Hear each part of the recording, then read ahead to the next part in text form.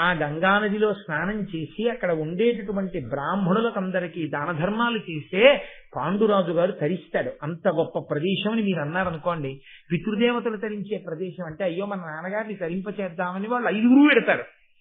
ఎందుకంటే తండ్రి కడుపున పుట్టినటువంటి బిడ్డలు, ప్రత్యేకించి కొడుకులు, మిగిలిన వాటిలో ఎంత కొట్టుకు చచ్చిపోయినా పర్వాలేదు కానీ ఒక్క విషయంలో కనీస మర్యాద, ఒక తల్లికి ఒక తండ్రికి పుట్టడం అంటే ఆ శరీరాలు పడిపోయేంత వరకు వాళ్ళు కలిసి కనీసంలో కనీసం ఏడాదికి ఒకసారి ఒక పని చెయ్యాలి.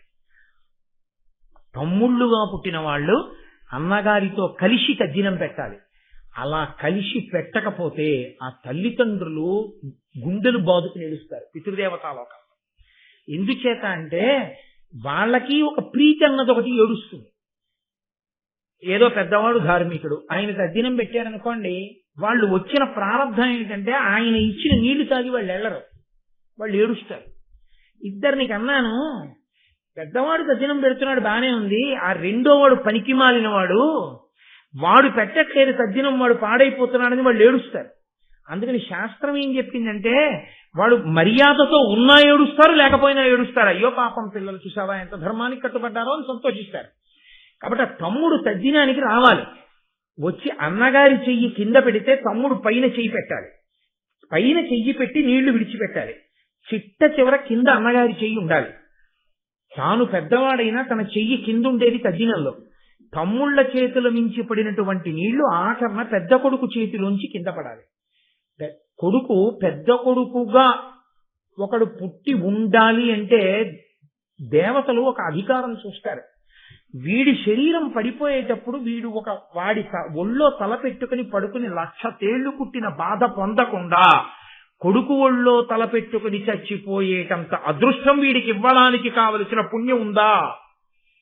ఆ పుణ్యం లేకపోతే కర్మ సంతానాన్ని ఇవ్వరు. ఇంకా పెద్ద కొడుకు ఉండడు. ఐశ్వర్యానికి కారణం కనిష్టపుత్రుడు, ఆఖరివాడు. అందుకే దత్తత ఇస్తే పెద్దవాడిని ఇవ్వరు, ఆఖరివాడిని ఇవ్వరు. ఇద్దరే కొడుకులు ఉన్నవాళ్ళు దత్తతను ఇవ్వకూడదు. పెద్దవాడిని దత్తత ఇవ్వడానికి వీల్లేదు కర్మ సంతానం, కిందవాడిని ఇవ్వడానికి వీల్లేదు, వాడు ఐశ్వర్యానికి కారకం, వాడు లక్ష్మీప్రదమైనటువంటి సంతానం. అందుకే 2 కొడుకులు ఉన్నవాళ్ళు ఏ కారణం చేత దత్తత ఇవ్వకూడదు. 3 కొడుకులు ఉన్నవాళ్ళు మధ్యలో ఉన్న వాళ్ళని దత్తతిస్తారు. కాదని ఇస్తే రెండో వాడిని దత్తతిస్తే పెద్దవాడి ఐశ్వర్యం నశిస్తుంది. పెద్దవాడిని ఇస్తే ఉత్తర జన్మల్లో కర్మ చేయడానికి సంతానం ఉండదని శాస్త్రవాక్కు, నా సొంత మాట కాదు. కాబట్టి అన్నదమ్ములు అందరూ ఉండాలి పితృకార్యం అంటే. ఉండి కనీస మర్యాద. మీరు కొట్టుకున్నారు, దరిద్రం, అది వదిలేయండి. మిమ్మల్ని కన్న తండ్రి ఏం చేశాడు? ఆయన కని మీ అందరికీ నామకరణం చేశాడుగా, అందరికీ అన్నం పెట్టాడుగా, ఆయన ఇచ్చేదేదో అందరికీ ఇచ్చాడుగా. పెద్ద ఆయన ఇంట్లో ఫోటో పెట్టుకుని మా నాన్నగారిని గౌరవంగా చెప్పుకున్నట్టు నువ్వు చెప్పుకోవడానికి అధికారం ఇచ్చాడుగా. పాపం అంతటి మహానుభావుడు బతికున్నన్నాళ్ళు అన్ని ధర్మకార్యాలు చేశాడు, అంత పేరు గడించాడు, అంతటి మహాభక్తుడు. ఏమైనా కర్మ నువ్వు ఎందుకు పెట్టవు తద్దినం? నువ్వు ఎందుకు వెళ్ళావు అన్నయ్య దగ్గరికి? అలా వెళ్ళని తమ్ముడు కృతజ్ఞుడు. కుమారాస్త్ర విద్యా ప్రదర్శనానంతరము గురుదక్షిణ అడిగినటువంటి ద్రోణాచార్యుల వారికి గురుదక్షిణ చెల్లించడం కోసం కౌరవులు పాండవులు కలిసి బయలుదేరి ద్రుపద మహారాజు గారిని నిర్బంధించి తీసుకొచ్చేటటువంటి ప్రయత్నంలో కృతకృత్యులైనటువంటి వారు పాండవులు మాత్రమేనని, తదనంతరము ద్రోణాచార్యుల వారు బ్రహ్మశిరోనామకాస్త్రాన్ని అర్జునుడికి ఉపదేశం చేశారని నిన్నటి రోజున చెప్పుకున్నాం. ధృతరాష్ట్ర మహారాజు భీష్మద్రోణాది పెద్దలు విదురుడు సోదరునితోటి సంప్రదించి ధర్మరాజుకి యవరాజ్య పట్టాభిషేకం చేశాడు. పైకి ఇది ఎలా ఉంటుందంటే ధృతరాష్ట్రుడిలో ఎక్కడ దోషం ఉంది అనిపిస్తుంది.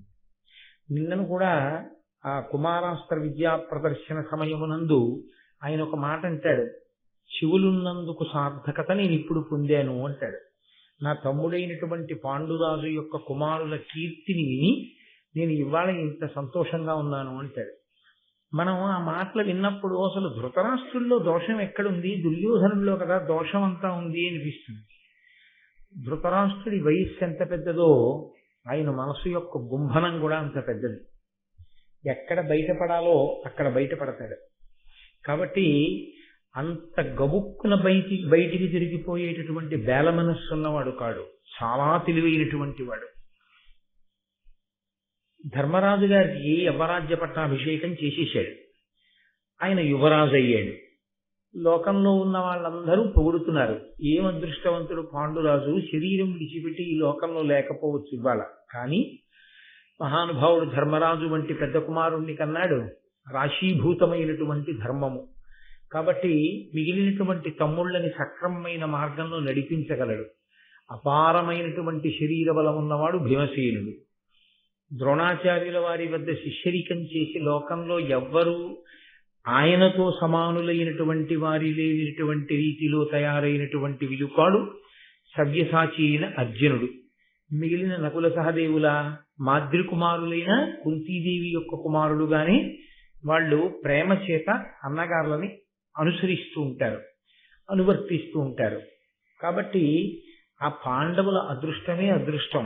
వాళ్ళలాంటి పిల్లలు ఎక్కడుంటారు అని ఆయన ఎంతో సంతోషంగా అక్కడ ఉన్నటువంటి వాళ్ళందరూ కూడా మాట్లాడుకుంటున్నారు. లోకంలో ఉన్న వాళ్ళు పొగుడుతున్నారు. ఎక్కడ అసూయ ఉన్నదో దానికి అవతల వారి ఉన్నతిని ఓర్చలేకపోవడం ఒకటి.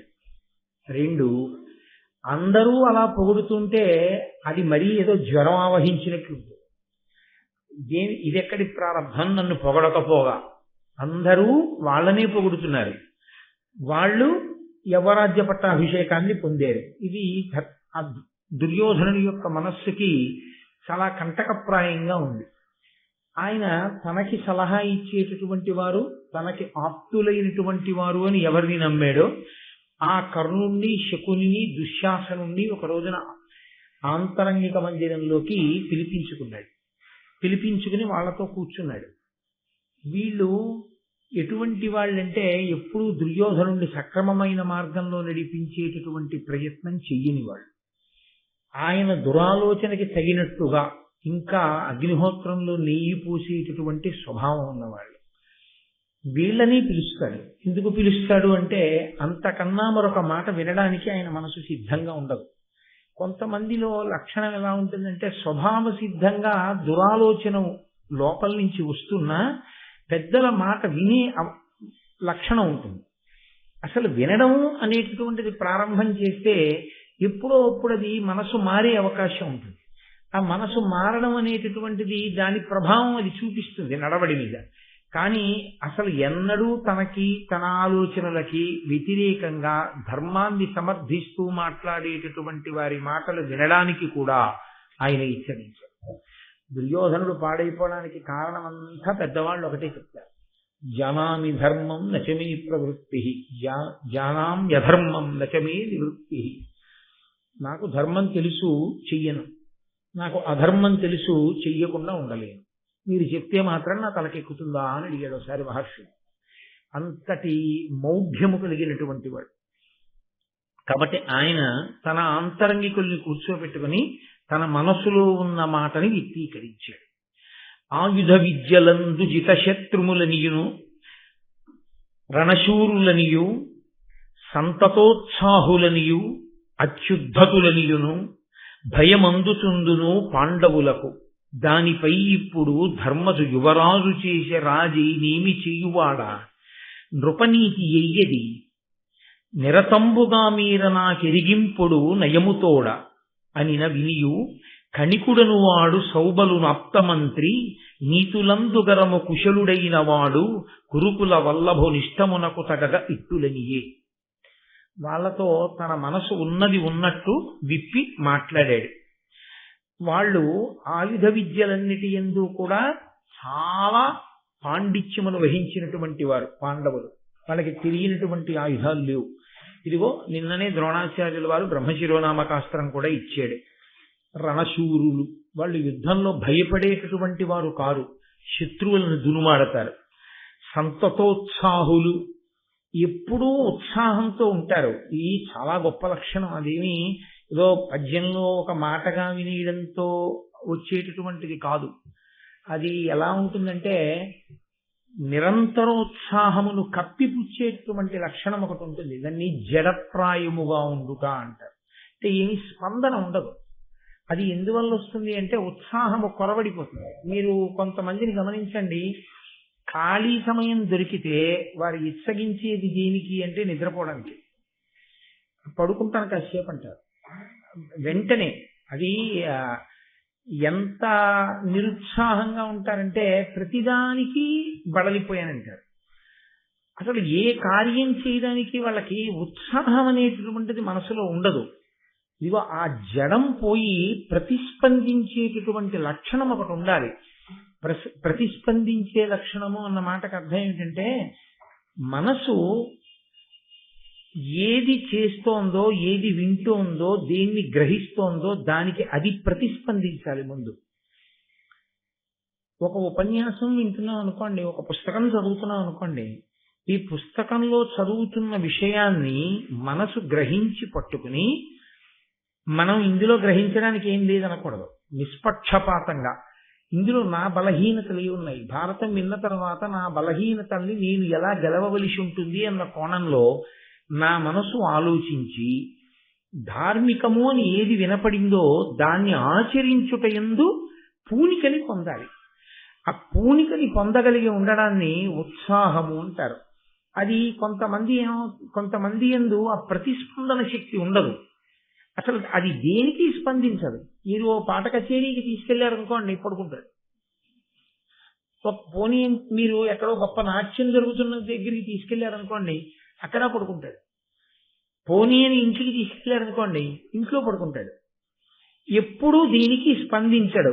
నాలో ఈ శక్తి ఉంది, దీంతో నేను ఏదో ఒకటి చేద్దామనేటటువంటి ఉత్సాహం అసలు ఉండదు. నాకెందుకు అన్నట్టుగా ఉంటాడు. అది అసలు మనిషి అభ్యున్నతి పథంలో ప్రయాణించడానికి సరి అయినటువంటి కారణము కానే కాదు. మనిషి అభ్యున్నతిని పొందాలి అంటే జడత్వం పోవాలి. అందుకే హనుమ విషయంలో ఒక గొప్ప విషయం చెప్తారు. ఎవరు బుద్ధిర్యశో బలం ధైర్యం నిర్భయత్వ మరోగత అజాడ్యం వక్పటుత్వంచ, అజాడ్యము ఆ జడత్వమును పోగొడతాడే. హనుమని ఎవరు ఉపాసన చేస్తారో, ఎవరు హనుమ పాదములకు నమస్కరిస్తారో వారికి జడత్వం పోతుంది. వారు చాలా ఉత్సాహంగా కార్యమునందు నిమగ్నమై ఉంటారు. కాబట్టి వారు సంతతోత్సాహులు. ఎప్పుడూ ఉత్సాహమే వాళ్ళకి, ఇప్పుడు అప్పుడు అని ఉండదు. ఎప్పుడైనా వాళ్ళు ఉత్సాహంగా ఉంటారు పాండవులు. మీరు ఎందుకని అన్న విషయాన్ని ఒకటి ఆలోచించండి. బాహ్యమునందు అభ్యున్నతి పథంలో ఉన్నవాళ్ళు పాండవులు.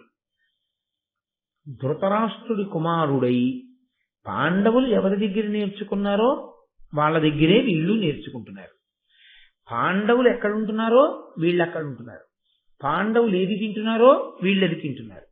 పాండవులకున్న సంతోషం వీళ్ళకి ఎందుకు ఉండట్లేదు? పాండవులలో ఎందుకు ఉండలేరు 101 మందిలో ఒక్కళ్ళు కూడా? ఒక్కటే కారణం, పాండవులు దేన్ని పట్టుకుంటారో అది వీళ్ళు పట్టుకోరు. అందుకే వీళ్ళెప్పుడూ నిరుత్సాహం. వీళ్ళెప్పుడూ ఏది పోగొట్టుకున్నాం అన్నదాని పక్కన ఆ పోగొట్టుకున్న దాన్ని వాళ్ళు ఎలా పట్టుకున్నారో అలా మనం పట్టుకుందామని ఆలోచించారు. మనం పట్టుకోలేంది వాడు పట్టుకున్నది ఏది ఉన్నదో దాని వలన వాడు కీర్తివంతుడయ్యాడు. కాబట్టి వాడికి అది లేకుండా చెయ్యాలి, లేకపోతే వాడు లేకుండా చెయ్యాలి. దాని యందు ఉత్సాహం. అది ప్రమాదకరమైనటువంటి ఆలోచన సరళి. ఎప్పుడో ఎక్కడో భారతం జరిగిందని మీరు అనుకోకండి. ఎందుకంటే కోపం శేషేన పూరయేత్తని సంస్కృతంలో ఒక సామెత. ఎప్పుడైనా ఏదైనా అవతల వాని యందు మెచ్చుకోవలసిన విషయం కానీ లేకపోతే తన అంగీకరించవలసిన విషయం కానీ వస్తే అక్కడి నుంచి ఒక పెద్ద కోపాన్ని ప్రదర్శిస్తాడు. అంత కోపడుతున్నప్పుడు మనం ఎందుకు మాట్లాడడం, ఇతర వాడు వెళ్ళిపోతాడు. కోపం శేషేన పూరయేత్. తప్ప వాడి జీవితంలో వాడు ఎప్పుడూ ఎవరిని అనుకరించడానికి కానీ ఎవరిని ఆదర్శంగా తీసుకోవడానికి కానీ ఆయన సిద్ధంగా ఉండడు. మీరు ఆదర్శంగా తీసుకున్నారు అని గుర్తు ఏమిటో తెలుసా అండి? మీరు ఆదర్శంగా తీసుకున్నారు అని గుర్తు, మీరు ఏది మాట్లాడుతున్నా మీకు ఆదర్శమైనటువంటి వ్యక్తి మీకు స్ఫురణలోకి వస్తుంది. ఆయన ఇలా ఉండి ఉంటే అలా కీర్తింపబడేవారా అని ప్రశ్న వేస్తుంటుంది మనసు. ఆయన ఎంత నిబద్ధతగా నిలబడ్డారు, నువ్వెందుకు నిలబడలేవు, ప్రతిదానికి ఎందుకు అలా రాజీ పడిపోతావు అని మనసు ఎదురు తిరుగుతుంది. అదేం చేస్తుందంటే ఎవరిని మీరు ఆదర్శంగా పెట్టుకున్నారో వారి వైపుకు నడిపిస్తుంది. చిట్ట చివరికి మీరేమవుతారంటే వారే అవుతారు. భ్రమరకీటక న్యాయంలో. అసలు ఆదర్శము అన్నది ఎప్పుడు తీసుకోగలరు? అవతల వాళ్ళల్లో గుణం ఒకటి మీకు నచ్చేది ఉంటే. ప్రతి వాడిని వాడే ఉందండి అంటే నువ్వు అదే అవుతావు. ఆఖరికి నిన్నేమంటారంటే నీ బిడ్డలు కూడా రేపు పొద్దున్న మా నాన్నగారండి బా ఆయనతో ఏమిట్లేదు, ఆయన అలాగే మాట్లాడతారు, మీరు పట్టించుకోకండి మా అయ్యగారు అంటాడు. ఏమైంది నీ బతుకు? అలా ఉండకుండా ఉండాలంటే క్రమశిక్షణతో కూడినటువంటి జీవన విధానము. తండ్రి పెద్దల గురించి ఔన్నత్యంతో మాట్లాడితే కదండి పిల్లలకు అలవాటు అయ్యేది. మా నాన్నగారు ఒకరి గురించి మాట్లాడారంటే అలా మాట్లాడతారు. మా నాన్నగారు ఆదర్శవంతమైన పెద్దల గురించి మాట్లాడితే నిద్రలో కూడా గారు ప్రయోగించకుండా ఆయన ఏకవచన సంబోధన చేయరు. అసలు అంత గౌరవిస్తారు మా నాన్నగారు, అంత మర్యాద ఆయనకి. ఆయన ఒక వ్యక్తి జీవితం గురించి చదివిన తర్వాత ఆదర్శంగా స్వీకరించడం అంటూ జరిగితే ఆ పథంలోనే ఉంటారు. కాబట్టి మా నాన్నగారికి అసలు ఇష్టపడరు అని మీ పిల్లవాడికి తెలిసిన రోజున మీరు చెప్పక్కర్లేదు. మీరేం చేస్తున్నారో అది మీ పిల్లలు చేసేస్తారు. మీరు ప్రత్యేకంగా ఇది చెయ్యని చెప్పక్కర్లా. మీరు ఎలా ప్రవర్తిస్తారో అలాగే వాళ్ళు ప్రవర్తిస్తారు. మీరు ఎలా మాట్లాడతారో వాళ్ళు అలాగే మాట్లాడతారు. ఎక్కడో కొద్దిగా మార్పు ఉండొచ్చేమో కానీ సాధారణంగా ప్రత్యేకించి కొడుకుల మీద ప్రభావం తండ్రిదే ఉంటుంది. కొడుకు తండ్రిని అనుకరిస్తాడు. తండ్రి జీవన శైలి ఎలా ఉంటుందో దాన్నే కొడుకు పట్టుకుంటాడు. మీరు చూడండి, తండ్రి అసలు బొట్టు పెట్టుకోకుండా కనపడడం అనేటటువంటిది అసంభవం అనుకోండి. ఆయన ఏదో మొహం కడుక్కోవడమో ఏదో చేసి ఇంకా స్నానం చేసి బొట్టు పెట్టుకోవడానికి మధ్యలో మాత్రమే బొట్టు లేకుండా కనపడాలంతే తప్ప అసలు బొట్టు లేని ఆయన ముఖాన్ని మీరు ఎప్పుడూ చూడలేరు. అంతగా ఎప్పుడూ బొట్టు ధరించే అలవాటు ఉన్నవాడు. అందుకే ఆయన నిద్రపోయి లేచిన తర్వాత కూడా కొంచెం లీలామాత్రంగా బొట్టు ఉండిపోయి ఉంటుంది. కొడుకు బొట్టెట్టుకోకుండా తిరగమనండి, వాడికి అలవాటు అయిపోతుంది. కనీసం వాడు ఉదయం సంధ్యావందనం చేసుకుని బొట్టెట్టుకుని తిరిగి సాయంకాలం వచ్చినప్పుడు ఓ గుళ్ళోకి ఓ గోపురానికి వెళ్ళి బొట్టెట్టుకుని అలా క్రమంగా వాడు కూడా కొంత వయసు వచ్చేటప్పటికి ఎప్పుడూ బొట్టు పెట్టుకుని ఉండడం వాడికి అలవాటు అవుతుంది. అదే అసలు ఆ అలవాటు తండ్రికే లేదనుకోండి, కొడుకు ఎక్కడి నుంచి వస్తుందండి? ఎలా పెట్టుకుంటాడు? అది అలవాటు ఎలా అవుతుంది? అసలు ఈయన బొట్టు లేదు, ఈయన బొట్టు ఎప్పుడు పెట్టుకోడు, ఏ వేలుతో పెట్టుకోవాలో తెలీదు, ఎలా పెట్టుకోవాలో తెలీదు. ఓ వేళ తెలియక వాడు పెట్టుకున్నా చేతబడి మాంత్రికుడిలా ఉంటాడు. ఎప్పుడన్నా పెట్టుకుంటే కదా బొట్టు. కాబట్టి పెద్దవాళ్ళ ఆలోచనలు ఎలా ఉంటాయో పిల్లల ఆలోచనలు అలాగే ఉంటాయి. మహాభారతం ఎప్పటికీ పనికొచ్చే గ్రంథం ఎందుకైందంటే అటువంటి ఆలోచన సరళి పెంచుకోవద్దు.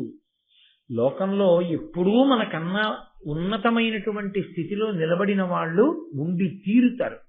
మనమే సర్వజ్ఞులం కాదు, మనకన్నా తెలియని వాడు ఒకడు ఉండకుండా ఉండడం అన్నది సంభవము కాదు. ఎప్పుడూ మనకన్నా గొప్పవారు ఉంటారు.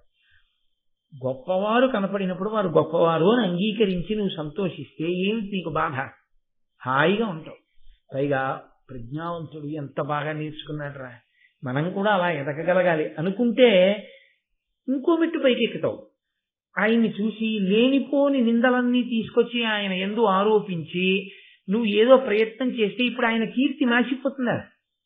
ఆయన చేసేటటువంటి ప్రయత్నం ఆయనది మడిచిపోతుందా? ఏమీ ఉండదు, నువ్వు పాడైపోతావు అంతే. దుర్యోధనుడి జీవితంలో వచ్చిన అత్యంత ప్రమాదకరమైనటువంటి లక్షణం అక్కడే వచ్చింది. దానికి తోడు ఆయన ప్రారంభం ఏమిటంటే దీనికి వ్యతిరేకంగా మాట్లాడే వాళ్ళని దగ్గరికి రానివాడు. ఆయన ఏం మాట్లాడుతున్నాడో దాన్ని సమర్థించి మాట్లాడే వాళ్ళనే పిలుచుకుంటాడు, వాళ్ళతోనే మాట్లాడతాడు. ఇంకా అగ్నిహోత్రం ఎప్పటి కాలుతుంది? తననే కాల్చింది. అందుకే కాబట్టి ఆయన ఇప్పుడు ఉన్న మాట చెప్పేస్తున్నాడు. అత్యుద్ధతులనియు వాళ్ళు చాలా ఉద్ధతి కలిగినటువంటి వాళ్ళు, వాళ్ళ జోలికిడితే అగ్నిహోత్రం లాంటి వాళ్ళు. కాబట్టి నేను భయపడుతున్నాను. నిన్నటి వరకు ఉన్నది డాంబికము అని తెలిసిపోతాను.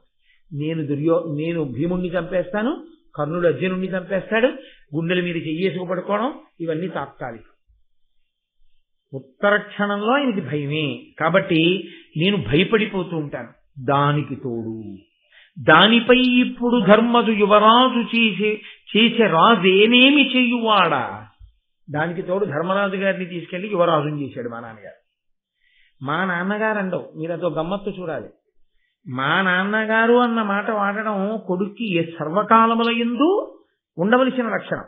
నాన్నగారు కలెక్టర్ గారు కానివ్వండి, నాన్నగారు జడ్జి గారు కానివ్వండి, నాన్నగారు క్లర్క్ అవనివ్వండి, నాన్నగారు వస్తున్నారు అనాలి. కానీ ఎంఆర్ఓ ఆఫీసులో యూడీసీ గారు వచ్చేస్తున్నారన్నారు అనుకోండి మీరు నాన్నగారిని, అది నాన్నగారిని అవహేళన చేయడం అవుతుంది కానీ నాన్నగారిని పొగడ్డం అవదు. నాన్నగారు కలెక్టర్ అయినా కలెక్టర్ గారు వస్తున్నారు అనుకోండి, నాన్నగారు వస్తున్నారన్నారు. రాజు ధర్మరాజుని యువరాజు చేశాడు అంటే తండ్రితనాన్ని తిరస్కరించాడు. నన్ను యువరాజుని ఏదో రకంగా చెయ్యాలి కానీ ధర్మరాజుని యువరాజుని చేసిన వాడు నాకెందుకు తండ్రి అంటే ఎంత అధిక్షేపణ చూడండి. ఆయనేం నాన్నగారండి నాకు అన్నాడు అనుకోండి, అంతకన్నా దోషమైన వాక్యం ఇంకోటి ఉంటుందా? అదే అంటే తన స్వార్థం కలిసి రాకపోతే ఎలా అయినా మాట్లాడతారు. ఇది ఇవాళ ఏమైపోయిందంటే ఈ సంస్కృతే ప్రచారం జరుగుతోంది.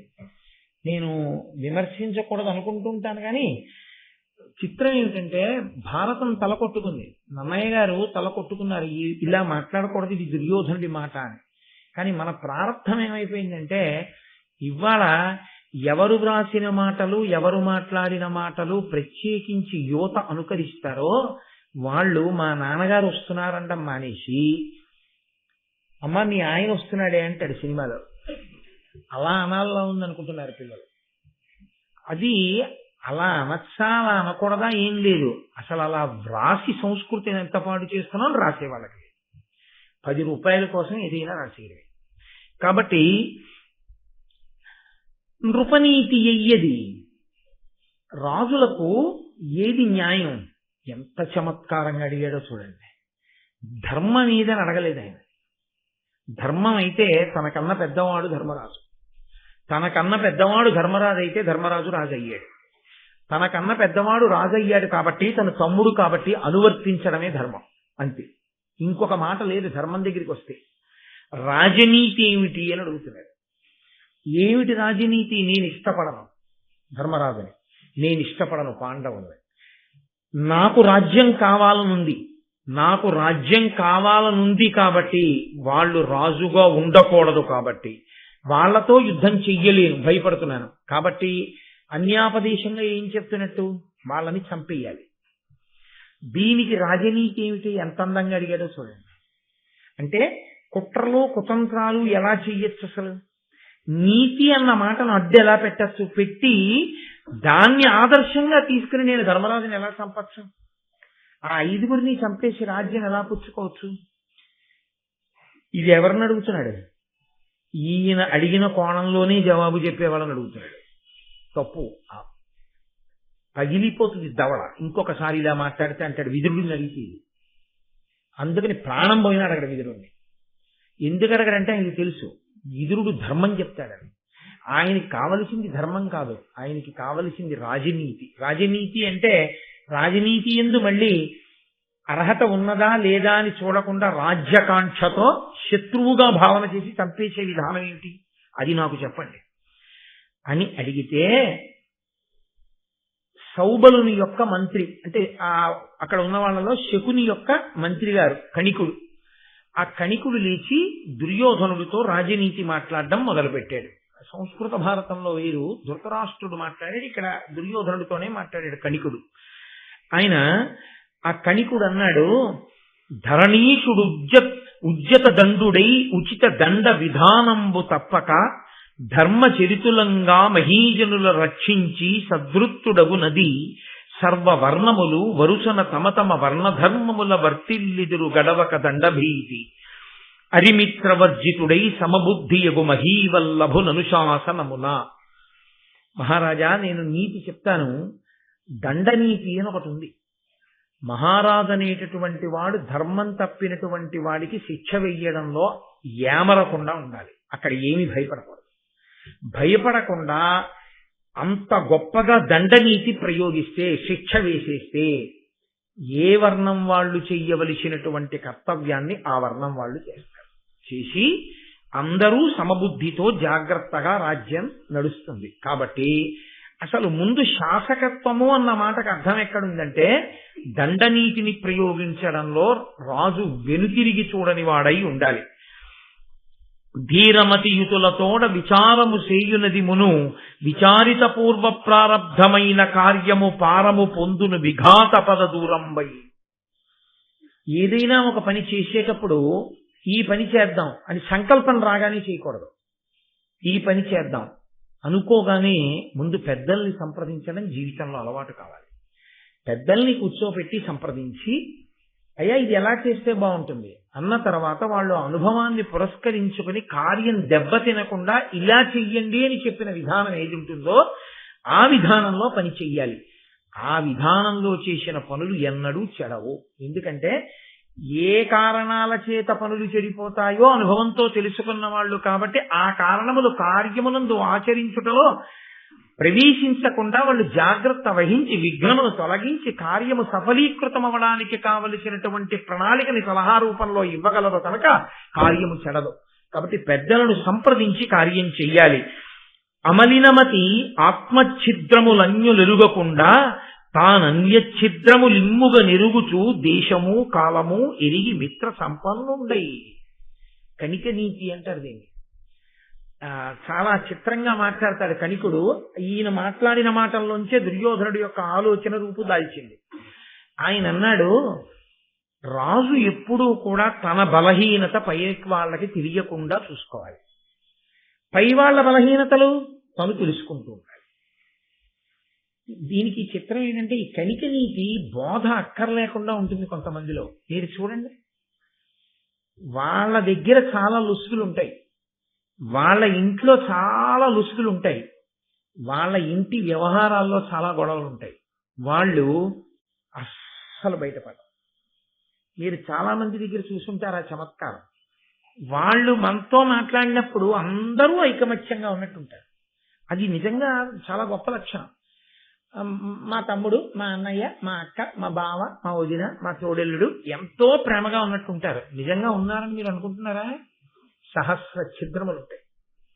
కానీ వాళ్ళకున్న గొప్పతనం ఏంటంటే వాళ్ళు బయటపడరు. కానీ మిమ్మల్ని మాత్రం ఎలా అడిగితే మీ ఇంట్లో మీరు మీ తమ్ముడు దెబ్బలాడుకున్నారో, మీరు మీ మామగారు దెబ్బలాడుకున్నారో, మీరు మీ అబ్బాయి దెబ్బలాడుకున్నారో ఇవన్నీ తెలుసుకోవడానికి వీలైన రీతిలో ప్రశ్న తీసుకొస్తారు. ఒక 4 రోజుల నుంచి ఎవరో మీ పట్ల విముఖంగా ఉన్నారనుకోండి, వాడు భారతానికి వచ్చి భారతం వింటున్నాడు అనుకుంటున్నారా? వాడు ఏం చేస్తాడంటే 4 రోజుల నుంచి ఎవరు విముఖంగా ఉన్నాడన్న విషయం మీద ఎక్కువ శ్రద్ధ పెడతాడు. 4 రోజుల నుంచి రానివాడెవరు, లేకపోతే ఈ మధ్య రానివాడెవరు, అందుక వాడి కోసం ఆ భారతం చెప్పేది, అవన్నీ ఎక్కువ శ్రద్ధ పెడతాడు. శ్రద్ధ పెట్టి దాని గురించి ఎక్కువ విషయ సేకరణ చేస్తాడు. ఇది కనిక నీతి ఆ రోజుల్లో చెప్పాడు ఆయన కనికుడు. నీ లోపాలు ఎవరికీ తెలియకూడదు. నీ లోపాలు ఎవరికీ తెలియకూడదంటే ఏమిటి దాని అర్థం? నీ లోపాలు ఏమున్నాయో వాటిని నువ్వు రహస్యంగా చేసేస్తుండాలి. అవతల వాళ్ళ లోపాలు కనిపెట్టడమే పనిగా ఉండాలి. మహారాజా, అవతల వాడిని పడగొట్టాలనుకున్నవాడు చెయ్యవలసిన విధానం ఇదండి. బాగా బుర్రకెక్కిందండి దుర్యోధనుడికి. అసలే దుర్యోధనుడు, దానికి తోడు కనిక నీతి అని. బలహీనులైనతో శత్రుల చెరచుట నీతి, అధిక దౌర్వీర్య సుహృద్బలులైన వారి చెరుపగా అలవియే అక్లేశ సాక్షులగుదురే మీదన్. ఎంత గొప్ప మాటలు చెప్పాడో చూడండి. ఎంత గొప్ప మాటలు అంటే నిజంగా గొప్ప అని మీరు అనుకుంటున్నారేమో. నేను ఆ కోణంలో చెప్పట్లేదు. పాడు చేయడానికి ఎంత బాగా పనికి వస్తాయో ఇలాంటి మాటలు. మహారాజా, శత్రువు అనేటటువంటి వాడిని తర్వాత చూద్దామని ఆకూడదు. అందున అవతల వాడు వేగంగా బలాన్ని పుంజుకుంటున్నాడు, రోజు రోజుకి వృద్ధిలోకి వచ్చేస్తున్నాడంటే వాడి విషయం తర్వాత ఆలోచిద్దామని చూడకూడదు. ముందు వాడిని చంపేయాలి. ఎందుకంటే ఇప్పుడే లొంగని వాడు రేపు పొద్దున్న ఇంకా బలవంతుడైపోయాక లొంగుతాడా? నువ్వు ఎలాగో అవో తెలిసిపోతోంది. వాడు మాత్రం ఇంకా బలం పొందుతున్నాడు. ఇంకా బలం పొందేసినటువంటి వాడు నీ చేత ఎలా నిగ్రహింపబడతాడు? అందుకని ఆయన ఇంకా బలం పొందకముందే, ఆయన ఈ పాటి తక్కువతనంలో ఉన్నప్పుడే చంపేసేయాలి. వాళ్ళని వృద్ధిలోకి రానివ్వకూడదు. వెంటనే పాండవుల్ని ఎలా చంపేయచ్చు అన్న దాని మీద ఆలోచన చేశాడంతే దుర్యోధనుడు. కాబట్టి నానా విహార శైలోజ్జాన సభా తీర్థదేవతా గృహం మృగయా స్థానముల కరుగునెడ మును మానుగా శోధింపవలయు మానవపతికిన్. ఎందుకండి ఈ అవసరం? హాయిగా మేడ మీదకి వెళ్ళి వేసవి కాలంలో సన్నజాజి పందిరి కింద ఓ నులక మంచం వేసుకుని గుండెల మీద తువాల వారేసుకుని తల కింద చెయ్యట్టుకు పడుకుని నిద్రపోయాడు ఒక ఆయన. తన ఇంట్లో తాను కరెంటు పోయినా 7 ముందు గదుల తలుపులు మూసుకుని 8వ గదిలో తలుపేసుకుని పడుకున్నటువంటి వాడికి ఇంటికి 5 కిలోమీటర్ల చుట్టూ కత్తులు బరిసెలు పట్టుకు మనుషులు నిలబడ్డా కూడా లోపల ఉన్నవాడు వాడు నిద్రపోడు. ఏమి ఎందుకు నిద్రపోకుండా ఉండాలి వాడు?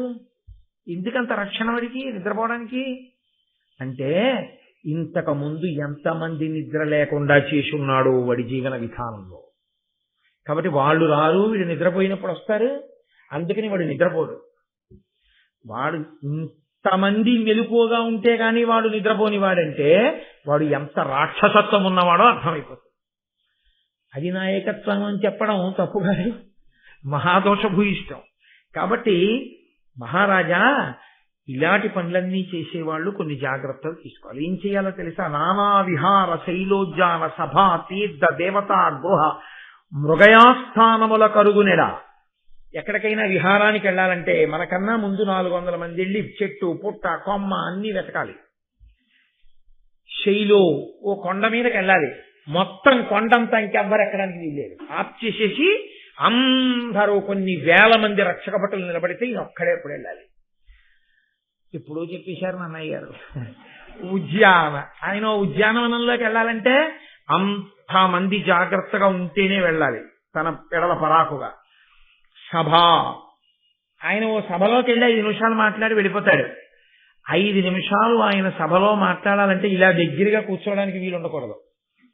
గది ద్వారంకి మెటల్ డిటెక్టర్లు ఉండాలి, ఒళ్ళంతా చెక్ చేయాలి, చేతులతో తడిమే వాళ్ళు ఉండాలి, చుట్టూ మేడలు మిద్దెలు అన్ని చోట్ల రక్షక భటులు ఉండాలి, 2 పక్కల ఇలా ఎవడి చేతులు కలుపుతాడో అని చూసేవాళ్ళు ఉండాలి. మహారాజా అలా వెళ్లాల్సి ఉంటుంది. ఎందుకని? నువ్వన్నీ ఇలాంటి పనులే చేసి అలా ఉండాలి. అబ్బా ఎంత గొప్ప నీది! బాగా బుర్రకిస్తుంది దుర్యోధనుడికి. ఇది ఎక్కట ఏమి? అది భారతదేశానికి స్వాతంత్రం వచ్చినప్పుడు జవహర్లాల్ నెహ్రూ గారు గుర్రం ఎక్కి ఇండియా గేట్ వరకు వచ్చి వెనక్కి ఎడుతుండేవారు. తీన్మూర్తి బాబు గుర్రం మీద స్వారీ చేసి వ్యాయామానికి. తర్వాత మాట నేను అన్నాను. సభ, తీర్థములంటే నేను మీతో మనవి చేశాను కదా, స్నానం చేసినప్పుడు యజ్ఞ ఫలితం ఇవ్వగలిగినటువంటి ప్రదేశములు. అటువంటి తీర్థానికి వెళ్ళినా కూడా, ఒకవేళ మీరు తీర్థ స్నానానికి వెళ్ళినా అలా ఉండాలి, అంత జాగ్రత్తగా ఉండాలి. దేవతాగృహ, దేవతలు ఉండేటటువంటి గృహంలోకి వెళ్ళేటప్పుడు కూడా ఇది పూజా మందిరమే కదా, ఇక్కడ ఎవరేం చేస్తారని అనుకోకూడదు. దేవతాగృహ మృగయా, వేటకు వెళ్ళినప్పుడు కూడా స్థానముల కరుగునెడ మునుమానుగా శోధింపవలయు మానవపతికిన్. రాజు ఎంత జాగ్రత్తగా ఉండాలో తెలుసా? రాజుని మట్టు పెట్టడానికి ఎదురు చూస్తూ ఉంటారు. కాబట్టి వీటిలో ఎక్కడికి వెళ్ళినా నేను ఇక్కడికే కదా వెళుతున్నాను అనుకోకూడదు. కొన్ని 100 మంది అవన్నీ వెతికేసి పర్వాలేదు రాజుగారు రెండంటే అప్పుడు వెళ్ళాలి. కాబట్టి కడు నలుకయు కూర్మియు ఏర్పడ ఎరిగించునది వాని ఫలకాలమునన్ పిడుగును గాట్పును జనులకు పడుటయు వీచుటయు ఎరుక పడి ఎడు భంగిన్. రాజా, మీ కోపానికి ఫలితం ఏమిటో ఎవరికి తెలియకూడదు. పాపం నన్నేం చేయలా ఉందనుకోవాలి. మీ ప్రేమకి ఫలితం ఏమిటో కూడా ఎవరికి తెలియకూడదు. ఈ 2 ఎలా ఉండాలో తెలుసా? గాలి వాటు, పిడుగుపాటు అలా ఉండాలి. పిడుగు పడినప్పుడు నోటీస్ ఇస్తుందా? వచ్చే వారం పడుతున్నాను 8 గంటలకు 8 నిమిషాలకు ఫలానా చోట పడతానని చెప్తుంది, పడిపోతుందంటే. పిడుగు పడితే ఎలా ఉంటుందో అకస్మాత్తుగా నీ కోపం అలా ఉండాలి. ఇతరులకి తెలియకుండా పాడు చేసేయాలి. అకస్మాత్. ధర్మం అయితే ఏం చెప్పాలి? కోపాన్ని నువ్వు నిగ్రహించుకో అని చెప్పాలి. ఆయన చెప్పేది ధర్మం కాదని మీరు గుర్తుంచుకోవాలి. ఇవన్నీ విని కడికుడు చెప్పినవన్నీ మేము పాటించాలని తహతహలాడకండి సుమా. కాబట్టి ఆయన దుర్యోధనుడికి చెప్పాడని చెప్తున్నాను అంతే నేను. కాబట్టి మహారాజా, పిడుగు పడినప్పుడు ఎలా ఉంటుందో అలా ఉండాలి కోపం. ప్రేమ ఎలా ఉండాలంటే ఫలితాన్ని ఇచ్చేటప్పుడు గాలి వేసినట్టు ఉండాలి. ఏమిటో ఒక్క పెడుతోంది అంటుంటే ఒక్కసారి వనమయమారుతం వచ్చింది అనుకోండి, అబ్బా ఎంత హాయిగా ఉంది, నేను వస్తున్నానండి మీ అందరినీ చల్లగా ఒక్కసారి హాయిగా ఉండేటట్టు నేను చూస్తాను కదా, 8 గంటల 13 నిమిషాలకి తీస్తాను అని చెప్తుంది. ఏమిటి ఆమె వస్తుందంతే. లేకపోతే ఒక పెద్ద ప్రభంజనం వస్తుంది, వచ్చే ముందు ఇన్ని సెకండ్లకు వస్తుందని ఇది వచ్చేస్తుంది అంతే ఆ ప్రభంజనం. అకస్మాత్తుగా వేసవికాలం అయిపోయి వానాకాల ప్రారంభ సమయంలో సాయంకాలం వేళలో వస్తాయి ఈదురుగాలు. ఆ పెద్ద గాలి వచ్చినప్పుడు ముందు కరెంటు పోతుంది, ఆ తర్వాత చెట్లు పడిపోతాయి, ఆ తర్వాత మిగిలినవన్నీ. కాబట్టి అలా గాలి వాటు పిడుగు పాటు ఎలా ఉంటాయో కోపం యొక్క ఫలితం, ప్రేమ యొక్క ఫలితం అలా ఉండాలి. తనకు అపకారములు చేసిన జనుడల్పుడని నమ్మి చేకొని ఉండం జనక ఒక ఇంచుక ముల్లయినను పాదతలముననున్న నడవగనగునే. రాజా చిన్నవాడింకానా పెద్ద ఏం చేస్తాడు లేదు అని శత్రువును వదలకూడదు. చిన్న ముళ్ళు కాల్లో విరిగింది, చిన్న ముల్లే కదండి కాల్లో విరిగింది అని వదిలేస్తే ఏది అడుగులు చూస్తాను వెయ్యలేవు.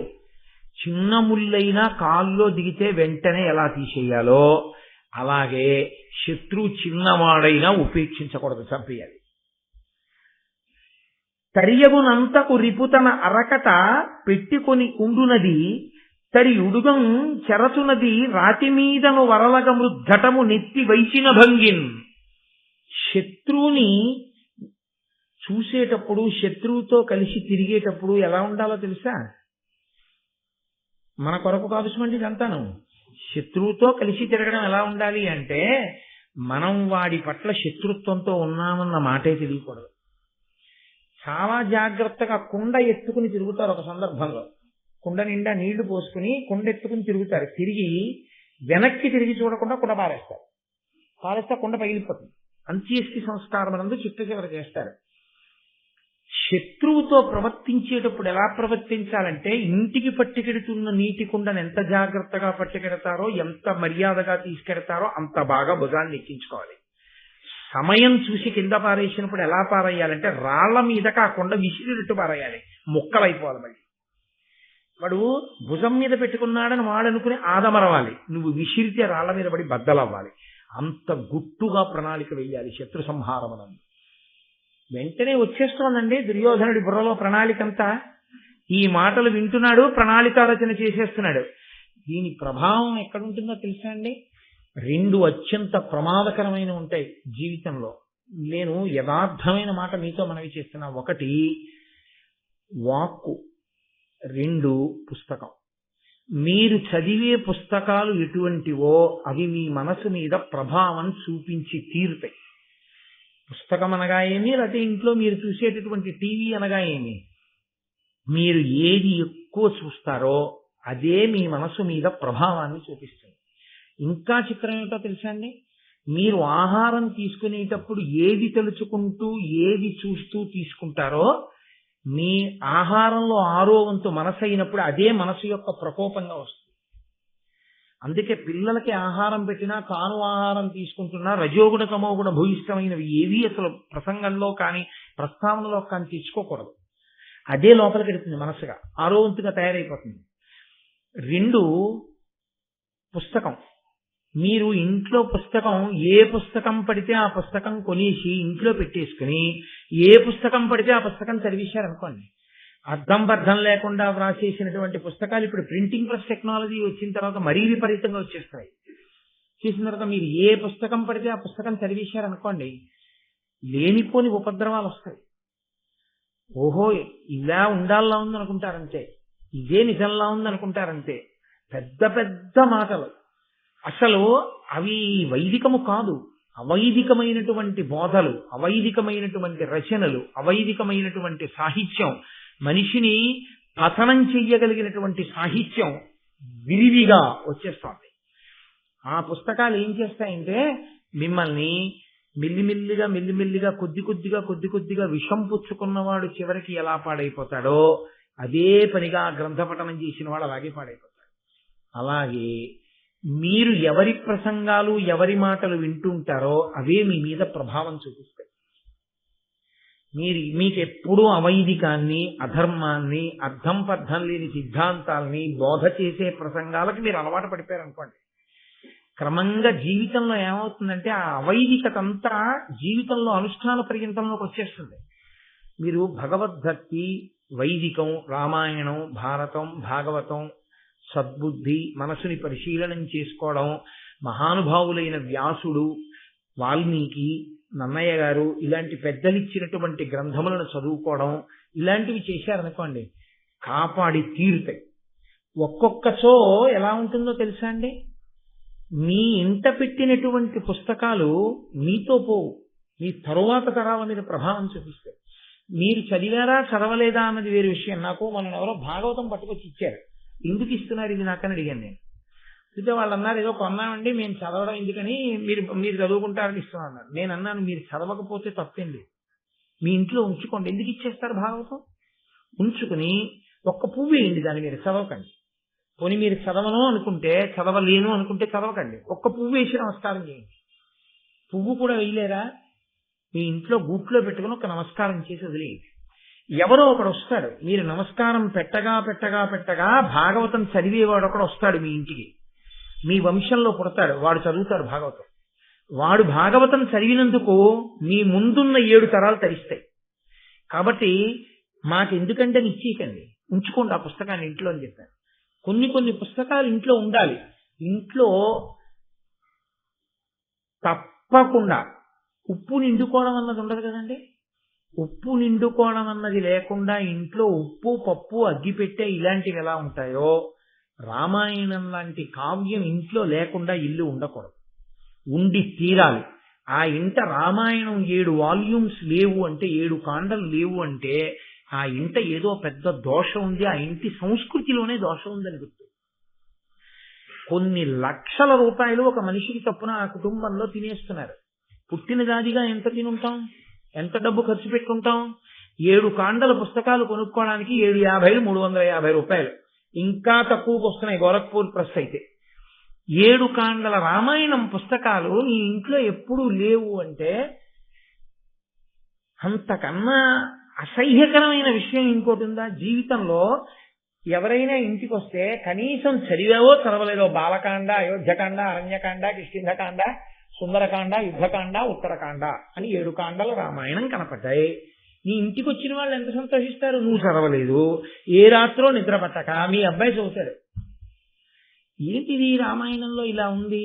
వాడికి ఉత్సాహం కలుగుతుంది, వాడు ఎవరినో అడుగుతాడు, వాళ్ళ వల్ల ప్రేరణ పొందుతాడు, వాడు శ్రీరాముడు అవుతాడు. నీ ఇంట్లో రామాయణం ఇంట్లో ఉన్నందుకు రక్షిస్తుంది, కొన్ని ఇంట్లో ఉన్నందుకు పాడు చేసేస్తాయి. ఇంట్లో ఉన్నందుకు పాడి చేసేవి నువ్వు చదివి కత్తిరించి బైండ్ చేయించి వాల్యూమ్ 1 వాల్యూమ్ 2 అని వేసి నువ్వు చదివి నువ్వు ఉంచిందే కాకుండా భావితరాలకు నువ్వు అందించే నిధులవే.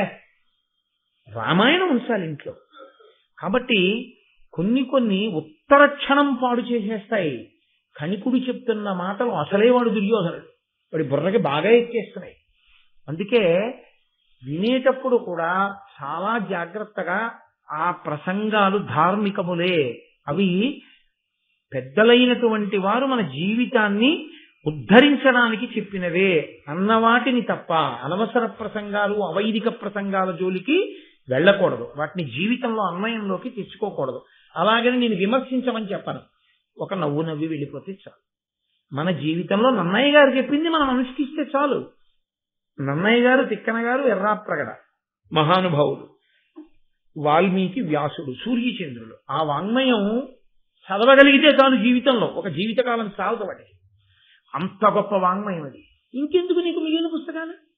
అవి చాలు నిన్ను కష్టాల్లో తట్టుకునే శక్తిని, సుఖాల్లో మిడిసి పడకుండా ఉండగలిగినటువంటి నిగ్రహాన్ని నీకు ఇస్తాయి, శాంతినిస్తాయి. ఇంకంతకన్నా ఏం కావాలి నువ్వు పుస్తకం చదివి?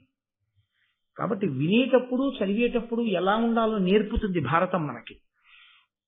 కాబట్టి కుండ పగలగొట్టినట్టు పగలగొట్టు. బాలుడని తలచి రిపితో ఏలి ధనమున కలిసి యునికి ఇది కార్యమే, ఉక్కీలానల కణ ఇంచుక చాలదే కాల్పంగ ఉగ్ర శైలాటవులను.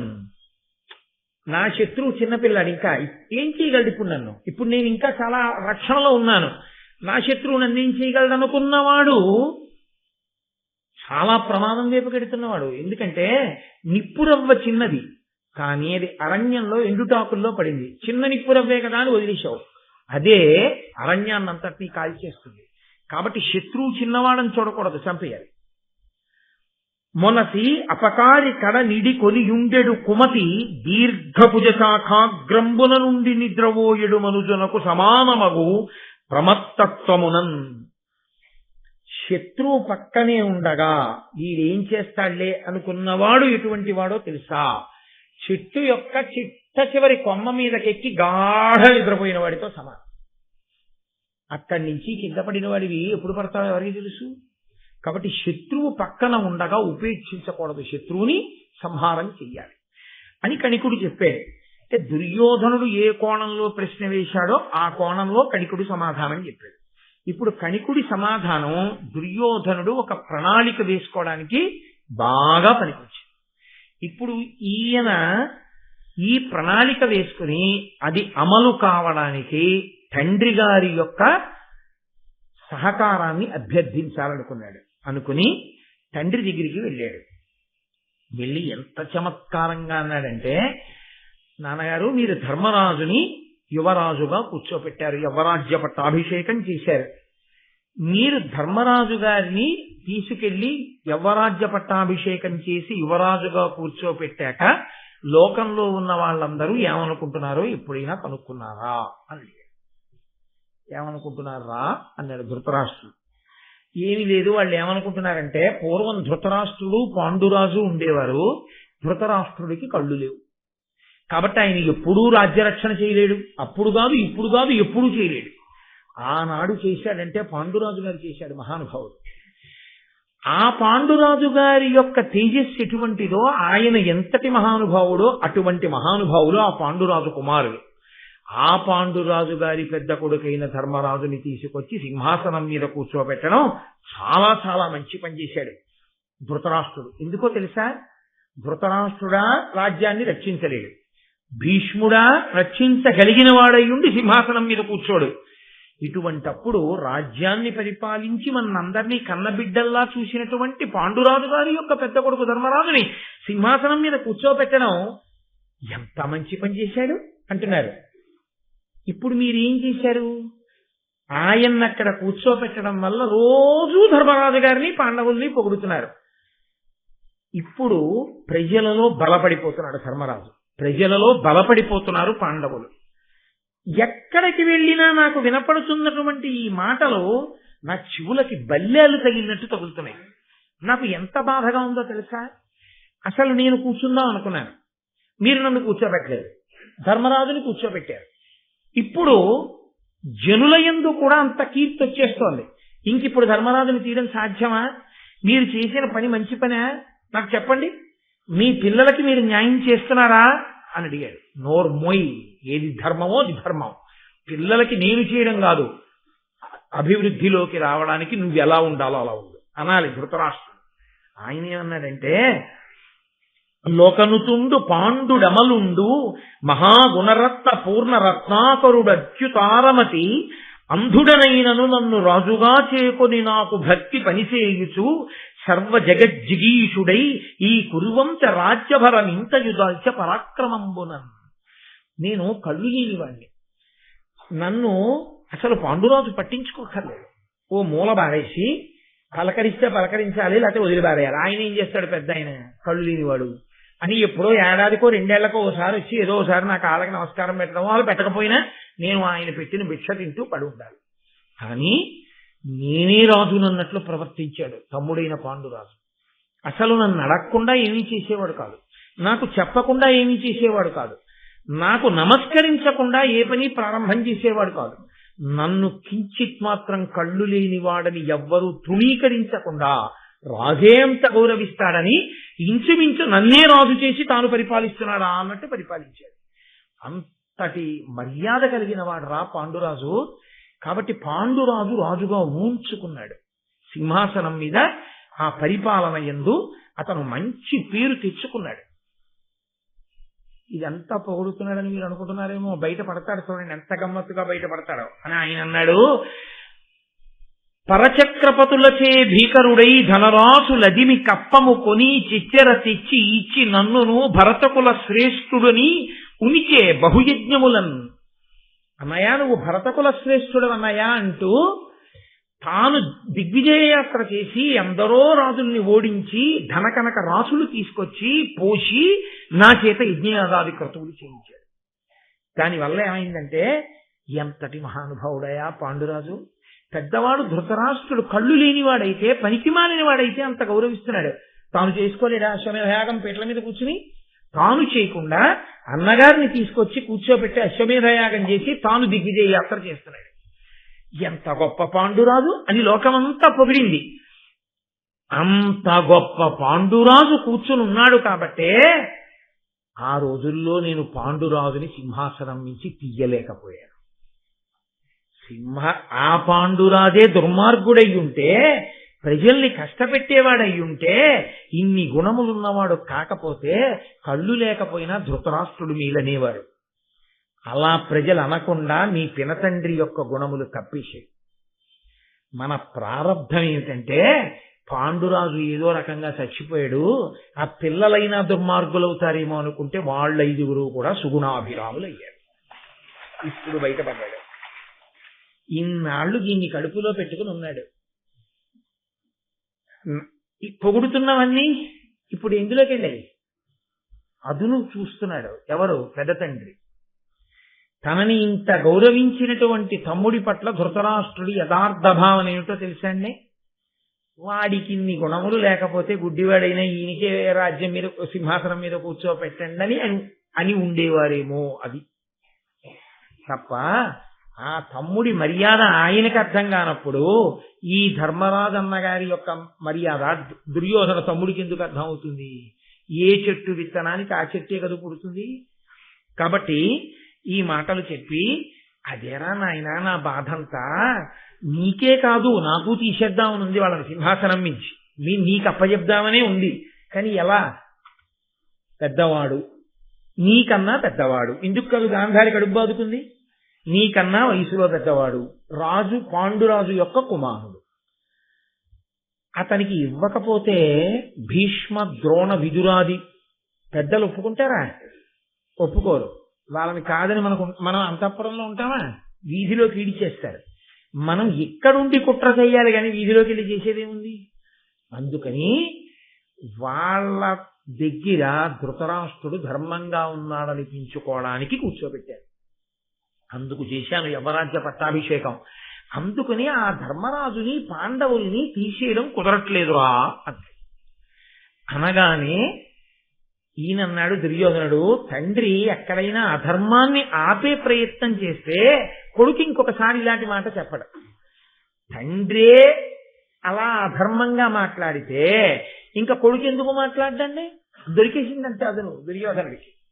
ఇంకొక అడుగు ముందుకెళ్ళి అన్నాడు, పైతృకంబగు లక్ష్మి పాండు భూపతి ముందు తాల్చుట చేసి తనయుడైన ధర్మజుడిప్పుడు దాల్చిన ఆతని తనయుండు మరి దాన్ని దాల్చు మీద ఈ పాట పాండు వంశేషుల వసుమతి రాజాత్ములగుదురు రాజ్యమునకు పరువడి మేమింత బాసిన మా పుత్ర పౌత్ర వర్గంబును బాయు ఇంక ఒరులో కలిచి కుడువ నోపము అట్లు కాకుండా మమ్ము చేయునోపు దీని పాండురాజు తొంటి భక్తియు ఆ పాండుతనయులందు దయయు తలపకుండు. నాన్నగారండి, మీకు కళ్ళు లేవు, పాండురాజు సింహాసనం మీద కూర్చున్నాడు కాబట్టి ఈ రాజ్యలక్ష్మి పాండురాజుకి వెళ్ళింది. మీకే కళ్ళుంటే ఈ దరిద్రం లేకపోతే. తండ్రి అవకరాన్ని కొడుకు వల్ల మర్చిపోవాలి. తండ్రి అవకరాన్ని గుర్తు చేసిన కొడుకే పాటి కొడుకు. కాబట్టి మీ కళ్ళు లేనితనం మేము రాజ్యలక్ష్మిని పోగొట్టుకునేటట్టు చేసింది. ఇప్పుడు మాతో పోయిందా? అసలు ముందు రాజ్యం చేసిన పాండురాజు గారు మీకు కళ్ళు లేకపోవడం వల్ల వచ్చాడు. ఇప్పుడు ఆ పాండురాజు కొడుకు నాకన్నా పెద్దవాడయ్యాడు, ఆ ధర్మరాజు రాజ్యానికి వచ్చాడు. తర్వాత ఎవరు వస్తారు? ధర్మరాజు కొడుకు వస్తాడు. నా కొడుకు ఏమవుతాడు? ధర్మరాజు కొడుక్కి ఊడిగం చేస్తాడు. నేనేం చేయను? ధర్మరాజుకు ఊడిగం చేస్తాను. మీరేం చేశారు? పాండురాజుకు ఊడిగం చేసి పాండురాజుకి జై కొట్టారు. ఎప్పుడు తలుచుకున్నా ఎక్కడ మాట్లాడినా అబ్బబ్బా ఏం పాండురాజు అంటారు. మీ కడుపులో ఏముందో తర్వాత మాట. అలా అనకపోతే మీ బతుకు అతను బయటికి తోసేస్తారు కృతజ్ఞుడా అని. మన బతుకంతా, మన వంశమంతా ఇలా తాత, తండ్రి, మనవడు, మునిమనవడు ఇలా వాళ్ళని సేవించడమేనా? ఇంకా ఇంతకన్నా మార్గం లేదా? ఉంది. ఎప్పుడో తెలుసా నాన్నగారు? పాండురాజు చేసిన మంచిని గుర్తు తెచ్చుకోవడం కూడా అసలు మీరు ఆపేసేయండి కాసేపు. పాండురాజు కొడుకుల మీద ప్రేమని కాసేపు పక్కన పెట్టేయండి, తమ్ముడి కొడుకులన్న భావన తీసేయండి. పాండురాజు నన్ను అంత గౌరవించానన్న భావనని మాట మాత్రంగా కూడా దూరం చేసేయండి. చేసేసి ఆలోచించండి, మనం పాండవుల్ని రాజ్యానికి దూరం చేసి చంపేయచ్చు. ఈ మాట అనగానే ధృతరాష్ట్రుడు అన్నాడు, సరేరా నేను నీకొకటి చెప్తాను, నువ్వు వాళ్ళని చంపేద్దాం అంటున్నావు కదా, అది ఎలా సంభవం? భీష్మ ద్రోణ విదురాది మహావీరులు ఉన్నారు పైన, వాళ్ళు 1000 కళ్ళతో గమనిస్తూ ఉన్నారు, ఎలా సాధ్యం అవుతుంది అంటే, నాన్నగారండి దాని గురించి మీరు బెంగ పెట్టుకోకండి, వాళ్ళందరూ కూడా పాండవ పక్షానికి వెళ్ళిపోతారని కదా మీ భయం. వెళ్లకుండా నా దగ్గర ఒక ప్రణాళిక ఉంది. ఏమిటో తెలుసా? ఇప్పుడు నాకు మీరెలా లొంగారో అలా కొడుకు కోసం తండ్రి లొంగుతాడు. అశ్వత్థామ నేనంటే ఇష్టం కాబట్టి, అశ్వత్థామకి నేనంటే ఇష్టం కాబట్టి ఎప్పుడూ అశ్వత్థామ నాతో ఉంటాడు. అశ్వత్థామ నాతో ఉంటే ద్రోణుడు పాండవుల కోసం వెళ్ళిపోలేడు, కొడుకు కోసం ద్రోణుడు ఉంటాడు. ద్రోణుడు ఇక్కడ ఉంటే ఆయన చెల్లెలు కృపి భర్త అయినటువంటి కృపాచార్యుడు బావమరిది బావగారు వదిలి వెళ్ళి ఇంకో శత్రుపక్షంలోకి వెళ్ళలేడుగా. కృపాచార్యుడు ఉంటాడు, కృపాచార్యుడు ఉంటే కృపి ఉంటుంది. కృపి కృపాచార్యుడు ద్రోణుడు అశ్వత్థామ ఉంటే భీష్మాచార్యుల వారు ఇంతమందిని వదిలేసి ఆయన ఒక్కడే వెళ్ళడం కాబట్టి భీష్ముడు. కాబట్టి అశ్వత్థామ వలన వీళ్ళందరినీ లాగుతారు, లాగి నా వైపు కట్టి పెట్టుకుంటారు. కాబట్టి వీళ్ళు మనకు ఉపకారం చేయకపోవచ్చు, కానీ పాండవులకు ఉపకారం చేసే అవకాశం లేకుండా చేస్తారు. అటు పక్షాన నిలబడకుండా చూస్తాను. చాలా ఇంకేం కావాలి? అశ్వత్థామను అడ్డుపెట్టి లాగుతారు. కాబట్టి భయం లేదు, వాళ్ళందరూ ఏదో చేస్తారని మీరు భయపడకండి. కాబట్టి ఇప్పుడు చెప్పండి నాన్నగారండి అంటే, ఆ ధృతరాష్ట్రుడు అన్నాడు, ఏ నెల్ల ప్రొద్దున ఎడలోన తలతు నీ అభిప్రాయంబ, ఇది దారుణంబుగాన వాకునకు జుల్కన తేరనోప కడగి పాండవుల ఏకత మెట్టులను అనుపగానగు, మరి దీని గాంగేయ విదుర కలశజాశ్వత్థామ గౌతముల్ బుద్ధిగా ఒడంబడుదురే కాదయ్య అనినా కౌరవ జ్యేష్ఠుండు ఘనుడిట్టులనియే. ఒరే, ఇన్నాళ్ళకి నువ్వు బయటపడ్డావు, నాకు కూడా కడుపులో ఏ భావన, ఈ పాండవుల్ని ఎలాగ రాజ్యానికి దూరం చెయ్యాలి, ఈ పాండవులకి దక్కకుండా నా పిల్లలకి ఈ రాజ్యం అంతా ఎలా అప్పజెప్పేయాలి అని నేను ఆలోచిస్తున్నాను. కానీ ఈ మాట నేను భీష్ముడి దగ్గర ద్రోణుడి దగ్గర నోటితో అనను. పాండురాజు ఎంత గొప్పవాడు, ధర్మరాజు ఎంత గొప్పవాడు, వాళ్ళు పాపం పిల్లలు నా పిల్లలతో సమానం, వాళ్ళ గుణములు వింటుంటే నా చెవులు పొంగిపోతున్నాయి, నా మనసు రంజిల్లిపోతోంది. ఆ ధర్మరాజు కదూ సింహాసనానికి అర్హుడు అంటూ ఉంటాను. ఎందుకో తెలుసా? నా కడుపులో ఉన్నదంటే జుట్టట్టుకి ఇడిచేస్తారు వాళ్ళు, అందుకుని అనట్లేదురా. నా కడుపులో ఉన్న భావన కూడా ఇదే. కానీ ఇది ఎలా సంభవం అవుతుంది, దానికి ఏమిటి ప్రణాళిక అంటే, ఆయన అన్నాడు, వలనుగల మంత్రివరులం పిలిచి పృథానందనులకు ప్రియముగా మీరు ఇమ్ముల వారణావతంబును వెలయగ పొగడుండు వారు విని తగుల నెడన్. ఇక్కడ భీష్ముడు ఉంటాడు, ఇక్కడ ద్రోణుడు ఉంటాడు, ఇక్కడ విదురుడు ఉంటాడు, ఇక్కడ కృపాచార్యుడు ఉంటాడు. కాబట్టి ఇక్కడ మనం మట్టు పెట్టలేము. ఇవన్నీ నేను ఇంతకు ముందు చేసేసినవి ఆదిపర్వంలో ముందు. నీళ్లలో తోసేశాను, విషం పెట్టించేశాను, చాలా చేశాను, కలిసి రాలేదు. వాళ్ళనందరినీ కాల్చి చంపేయాలంటే ఇక్కడ ఉండగా కుదరదు. ఎందుకంటే వాళ్ళకి ధర్మపక్షపాతం ఉన్న పెద్దల యొక్క అనుగ్రహం ఉంది. అసలు ముందు ఈ ప్రదేశం నుంచి వాళ్ళని తప్పించాలి. ఎందుకు ఎడతాడు యువరాజు? రాజధానిని విడిచిపెట్టి వెళ్ళడగా. ఇప్పుడు ఒక్క ధర్మరాజు వెళ్ళాడు ఏ కారణానికైనా, మిగిలిన పాండవులు ధర్మరాజును ఒక్కడిని చంపితే వీళ్ళు తిరగబడరు, మమ్మల్ని బతకనిస్తారా? 5గురిని చంపాలి. 5గురిని చంపి కుంతి మిగిలితే ప్రజల్లో విప్లవం వస్తుంది. ఆ తల్లిని చూడగానే అయ్యయ్యో 5గురి బిడ్డల్ని కన్న తల్లి, ఈ దుర్మార్గ ధృతరాష్ట్రుడు దుర్యోధనుడు ఆ కుంతిని చంపేశారు, ఆ కుంతి కొడుకుల్ని చంపి పాపం ఆవిడ అలా ఏడుస్తోంది అంటారు. ఇది కుంతి కూడా ఉండకూడదు. అసలు ప్రజలకి గుర్తు రాకూడదు. ఇక తొందరగా ప్రజలు మర్చిపోవాలి. తొందరగా ప్రజలు మర్చిపోవాలంటే కుంతి సహితంగా 5గురు పాండవులు చచ్చిపోవాలి. కుంతి సహితులై 5గురు పాండవులు చచ్చిపోవాలంటే అంతఃపురంలో కుదరదు. వాళ్ళు ఈ ప్రదేశాన్ని వదిలిపెట్టాలి. వాళ్ళు ఇంకొక చోటికి వెళ్ళాలంటే వాళ్ళు వెళ్ళరు. వాళ్ళు ఎందుకు వెళ్తారు? వాళ్ళు తెల్లవారు లేస్తే పెదనాన్నగారి కాళ్ళు పట్టడం ఇవన్నీ చేస్తారు. వాళ్ళకి ధర్మం. గురువు గారు ద్రోణాచార్యుల వారిని దర్శనం చేసుకోవడం, గురువు గారికి నమస్కారం చేసుకోవడం, తాతగారు భీష్మాచార్యుల వారికి నమస్కారం చేసుకోవడం, ఇవన్నీ వదిలేసి వాళ్ళు ఎక్కడికో పోతారా? వాళ్ళు వెళ్ళరు.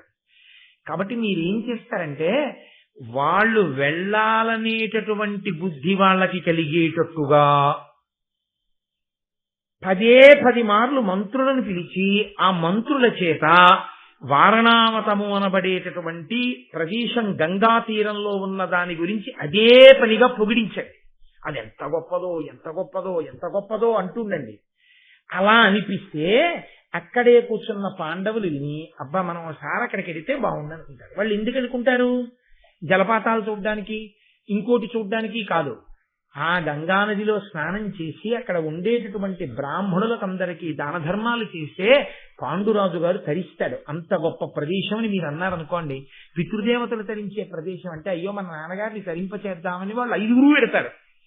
ఎందుకంటే తండ్రి కడుపున పుట్టినటువంటి బిడ్డలు, ప్రత్యేకించి కొడుకులు, మిగిలిన వాటిలో ఎంత కొట్టుకు చచ్చిపోయినా పర్వాలేదు కానీ ఒక్క విషయంలో కనీస మర్యాద ఒక తల్లికి ఒక తండ్రికి పుట్టడం అంటే ఆ శరీరాలు పడిపోయేంత వరకు వాళ్ళు కలిసి కనీసం ఏడాదికి ఒకసారి ఒక పని చెయ్యాలి.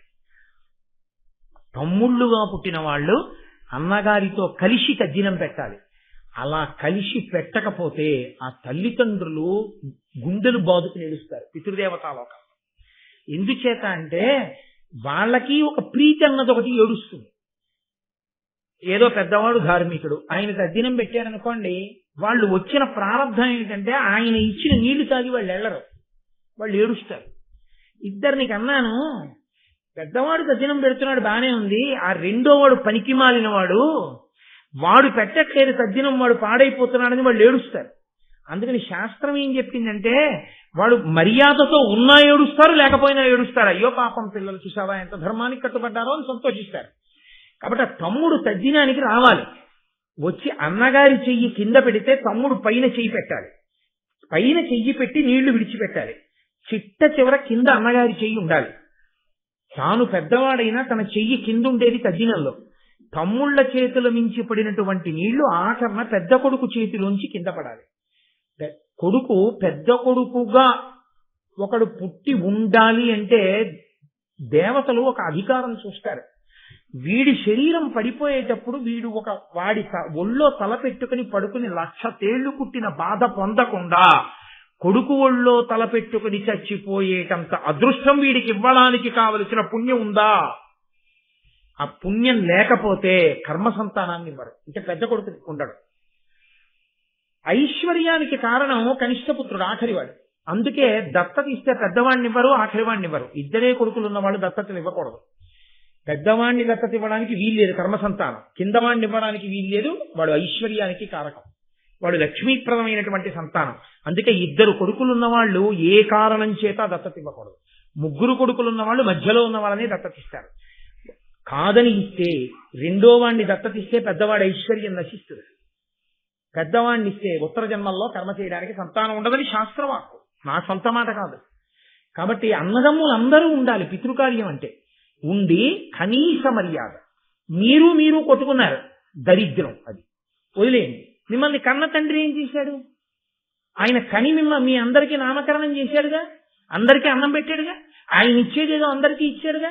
పెద్ద ఆయన ఇంట్లో ఫోటో పెట్టుకుని మా నాన్నగారిని గౌరవంగా చెప్పుకున్నట్టు నువ్వు చెప్పుకోవడానికి అధికారం ఇచ్చాడుగా. పాపం అంతటి మహానుభావుడు బతికున్ననాళ్ళు అన్ని ధర్మకార్యాలు చేశాడు, అంత పేరు గడించాడు, అంతటి మహాభక్తుడు. ఏమైనా కర్మ నువ్వు ఎందుకు పెట్టవు తద్దినం? నువ్వు ఎందుకు వెళ్ళావు అన్నయ్య దగ్గరికి? అలా వెళ్ళని తమ్ముడు కృతజ్ఞుడు వాడి. కాబట్టి అక్కడికెళ్ళి తద్దినం పెడితే, అక్కడికెళ్ళి పితృదేవతల పేరు చెప్పి దానాలు చేస్తే మీ తండ్రి తరిస్తాడు రా అని మంత్రులతో అనిపిస్తే నాన్నగారు 5 వెళ్ళిపోతారు. వెళ్ళిపోయేటప్పుడు అమ్మా నువ్వురా అంటారు. వాళ్ళ ధర్మానికి వాళ్ళు కట్టుబడి వెడితే మన ధర్మం మనకి తెలుసు, వాళ్ళ 6 చంపేయడం తేలికేది. ఎందుకంటే వారణావతానికి వెళ్ళారు, ఏదో వాళ్ళ నాన్నగారికి కాస్త పుణ్యకార్యాలు చేసి పిల్లలు వచ్చేస్తారనుకుని భీష్ముడు, ద్రోణుడు, విదురుడు మొదలైన వాళ్ళందరూ యామరి ఉంటారు, పట్టించుకోరు. అప్పుడు మనం చంపేయచ్చు. కాబట్టి ఇది మీరు బయట పడకండి. మీరంటే అనుమానం వస్తుంది విదురుడికి. ఏమిట్రోయ్ కొత్తగా వారణావతం పంపించి అక్కడికి వెళ్ళి పెట్టమంటున్నాడు ఏమిటి అని అనుమానం రావచ్చు. అనుమానం వచ్చి ఏ విదురుడో వెనక బయలుదేరాడు అనుకోండి, నేను పెడతానయ్యా వెళ్ళి మన నాన్నగారు ఉన్నాడుగా ఆయనకి పెట్టొస్తానన్నాడు అనుకోండి, లేకపోతే నువ్వు రావయ్యా వెళ్ళొద్దాం అన్నాడు అనుకోండి, మన బతుకేటప్పుడు. కాబట్టి వద్దు, వాళ్ళంతటా వాళ్ళు నిర్ణయించుకునేటట్టు చెయ్యండి. వాళ్ళకే వెళ్ళాలన్న బుద్ధి పుట్టాలి. కాబట్టి మంత్రులు వచ్చి ఏదో ఆ వారణావతం గురించి మీ దగ్గర పొగడాలి. అది పాండవులు వింటుండగా పొగడాలి. ఏ నాన్న మీరు వెళ్తారా అని మీరు ఎంతో ప్రేమగా అడిగినట్లు అడగాలి. తమ్ముడు గుర్తొచ్చి తమ్ముడిని ఉద్ధరించడానికి మీరు తమ్ముడి పిల్లల్ని పంపిస్తున్నట్టు ఉండాలి. అప్పుడు వాళ్ళు వెళ్ళాలి. అప్పుడు మిగిలిన వాళ్ళకి అనుమానం రాదు. వీడెవరు వీడు ఇంకా చిన్న పిల్ల, వీడు ధృతరాష్ట్రుడి కొడుకు. వీడి ఇలాంటి మాటలు చెప్తుంటే ఒరే నా తమ్ముడి ఉత్తమగతుల పేరు చెప్పి నేను ఇలాంటి పని చేయనని ఈడిచి దవడ మీద కొట్టద్దండి ధృతరాష్ట్రుడు. కొట్టలేదు, తప్పకుండా చేద్దాం నాన్న అన్నది. ఏ కొడుకు యొక్క ప్రబోధం తండ్రి ఇలాంటి అధర్మానికి వింటాడో అక్కడ చేటు రాక ఏమొస్తుంది? పెద్దరికాలు వయసు చేత రావు, పెద్దరికాలు ముందు పుట్టడం చేత రావు. పెద్దరికం వచ్చేది పరిణితి చేత వస్తుంది. ఆ పరిణితి ఎక్కడుంటుందో అక్కడ పెద్దరికం ఉంటుంది. కేవలం వయసు చేత అన్ని వేళలా పెద్దరికాన్ని ఇవ్వడం చాలా కష్టం. నేను మన్నింపబడదనగాక. కాబట్టి అలా చేద్దామని ఆ మంత్రుల్ని పిలిపించి ఒక రోజున ఆ వారణావతం గురించి గొప్ప స్తోత్రం చేయించారు. గంగా తీరం, ఎటువంటి ప్రదేశం, ఎటువంటి జలపాతాలు, ఎటువంటి చెరువులు, ఎటువంటి అరణ్యాలు, ఎటువంటి పుష్పాలు, ఎటువంటి పక్షులు, ఎటువంటి క్రూర మృగాలు, అక్కడ వేటాడాలి, పాపం ఆ ప్రజల్ని రక్షించాలి. ఇవన్నీ వీళ్ళని యువరాజువు కాబట్టి నీ కర్తవ్యం సుమా అని చెప్పించడం. అన్నీ చెప్పించిన తర్వాత అకస్మాత్తుగా కొద్దిగా కళ్ళమ్మట నీళ్లు పెట్టేసుకున్నట్టు ఉత్తరీయంతో ఇలా తుడిచేసుకుని పాండురాజు గుర్తొచ్చి, అయ్యో ఈ పిల్లలు వెళ్ళి పాండురాజుకి చేస్తే బాగుండు అనిపించినట్టుగా, ఎంత ప్రణాళికో చూడండి. నిజంగా అంతకన్నా దారుణమైన రాజకీయం ఇంకేముంటుందండి అని అన్నాడు. పాండుకుమారులం పిలువ పంచి సుహృన్నివహంబు నొద్ద ఆ పాండుతలంచి నిర్గళిత బాష్ప కరాళ కపోల యుగ్ముడై పాండు మహీషు కంటే అతి భక్తుల మిమ్మొకడేను పంచదన్ పాండు యశోద్ధులారా ఇది పథ్యము కాగా తలంపుడాత్మలోను. ఆ వారణావతాన్ని గురించి తాను కూడా వినడం వల్ల తనకేదో స్ఫురణకొచ్చినట్టుగా 5గురిని దగ్గరికి పిలిచి, నాన్న ఇలా దగ్గరికి రండి, వచ్చారో లేదో కనపడదుగా, ఓసారి తడిని చూసి పాండుకుమారులం పిలువ పంచి సుహృన్నివహంబునొద్దన పాండు తలంచి, ఏదో పాండురాజు తనకి గుర్తొచ్చినట్టుగా, మా తమ్ముడు ఏమిటో నాకన్నా చిన్నవాడు, నాకు చెయ్యవలసిన వాడు అని ఇంకా మిగిలిన మాట రానట్టుగా, కంఠం గాద్గదికమైపోయినట్టుగా, కన్నులంబట నీరు తెచ్చేసుకుని ఉత్తరీయంతో కళ్ళు తుడిచేసుకుని చాలా బాధపడిపోతూ, అయ్యో పెద్దనాన్నగారు ఎందుకండి అలా కుమిలిపోతున్నారు, బాధపడకండి పెద్దనాన్నగారు అనిపించుకుని, నాన్న మీరు పాండురాజు కొడుకులరా, నా తమ్ముడిని తలుచుకుంటే నా మనసు పొంగిపోతుందిరా నాన్న, నేనొక్క మాట చెప్తాను, ఇది కాదనకండి, నా తమ్ముణ్ణి ఉద్ధరించడం నా వలన కాదు, అన్నగారిగా కొడుకే చెయ్యాలి, చెయ్యవలసినటువంటి కర్తవ్యం, అది కొడుకు చేస్తేనే అందేది. అందుకుని నాన్న నేను మిమ్మల్ని అడుగుతున్నాను, ఇలా అడిగానని ఏమనుకోవద్దు, నా తమ్ముణ్ణి ఉద్ధరించండి రా, మీరు వారణావతానికి వెళ్ళి అక్కడ బ్రాహ్మణులకు గొప్ప గొప్ప దానాలు అవి చేసి నా తమ్ముడు ఉత్తమగతులు పొందేటట్టు చెయ్యండిరా అని.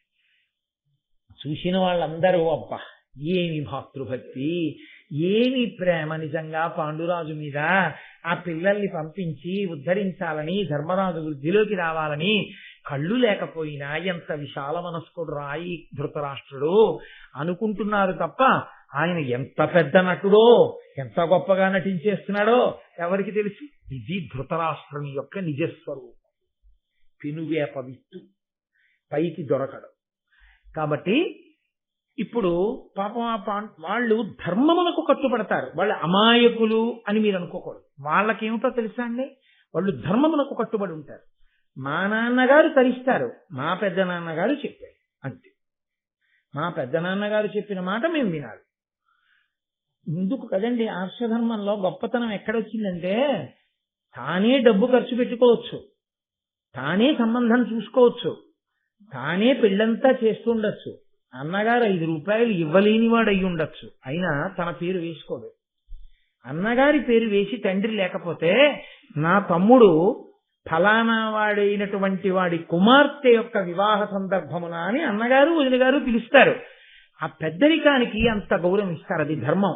ఆ కట్టుబడిన ధర్మం నిన్ను కాపాడుతుంది అని. ఆయనకి పెద్దరికం వచ్చిందని మీరు అనుకోకూడదు. నువ్వు కట్టుబడిన ధర్మం నిన్ను కాపాడుతుంది. నువ్వు ఆయనకి పెద్దరికం ఇవ్వడం చేత నువ్వు పెద్దవాడి అవుతావు. నువ్వు పూజ చేయడం చేత నువ్వు పూజార్హుడు అవుతావు. నువ్వు కృతజ్ఞుడు అవడం చేత నువ్వు లోకమునకు ఆదర్శం అవుతావు. కాబట్టి ధర్మమునకు వాళ్ళు కట్టుబడ్డారు. ఇదే వాళ్ళని రక్షిస్తుంది. ధర్మో రక్షతి రక్షిత. ఎవడు ఈ ధర్మాన్ని అడ్డుపెట్టి తన కార్యాన్ని సాధిద్దాం అనుకున్నాడు వాడు పాడవుతాడు. కాబట్టి ఇప్పుడు వాళ్ళు పెద్ద నాన్నగారు చెప్పారు, మా నాన్నగారు తరించాలి, కాబట్టి మేము తప్పకుండా వెళ్తాం. వెళ్ళి వారణావతంలో మేము చెయ్యవలసినటువంటి పనులన్నీ చేస్తాం.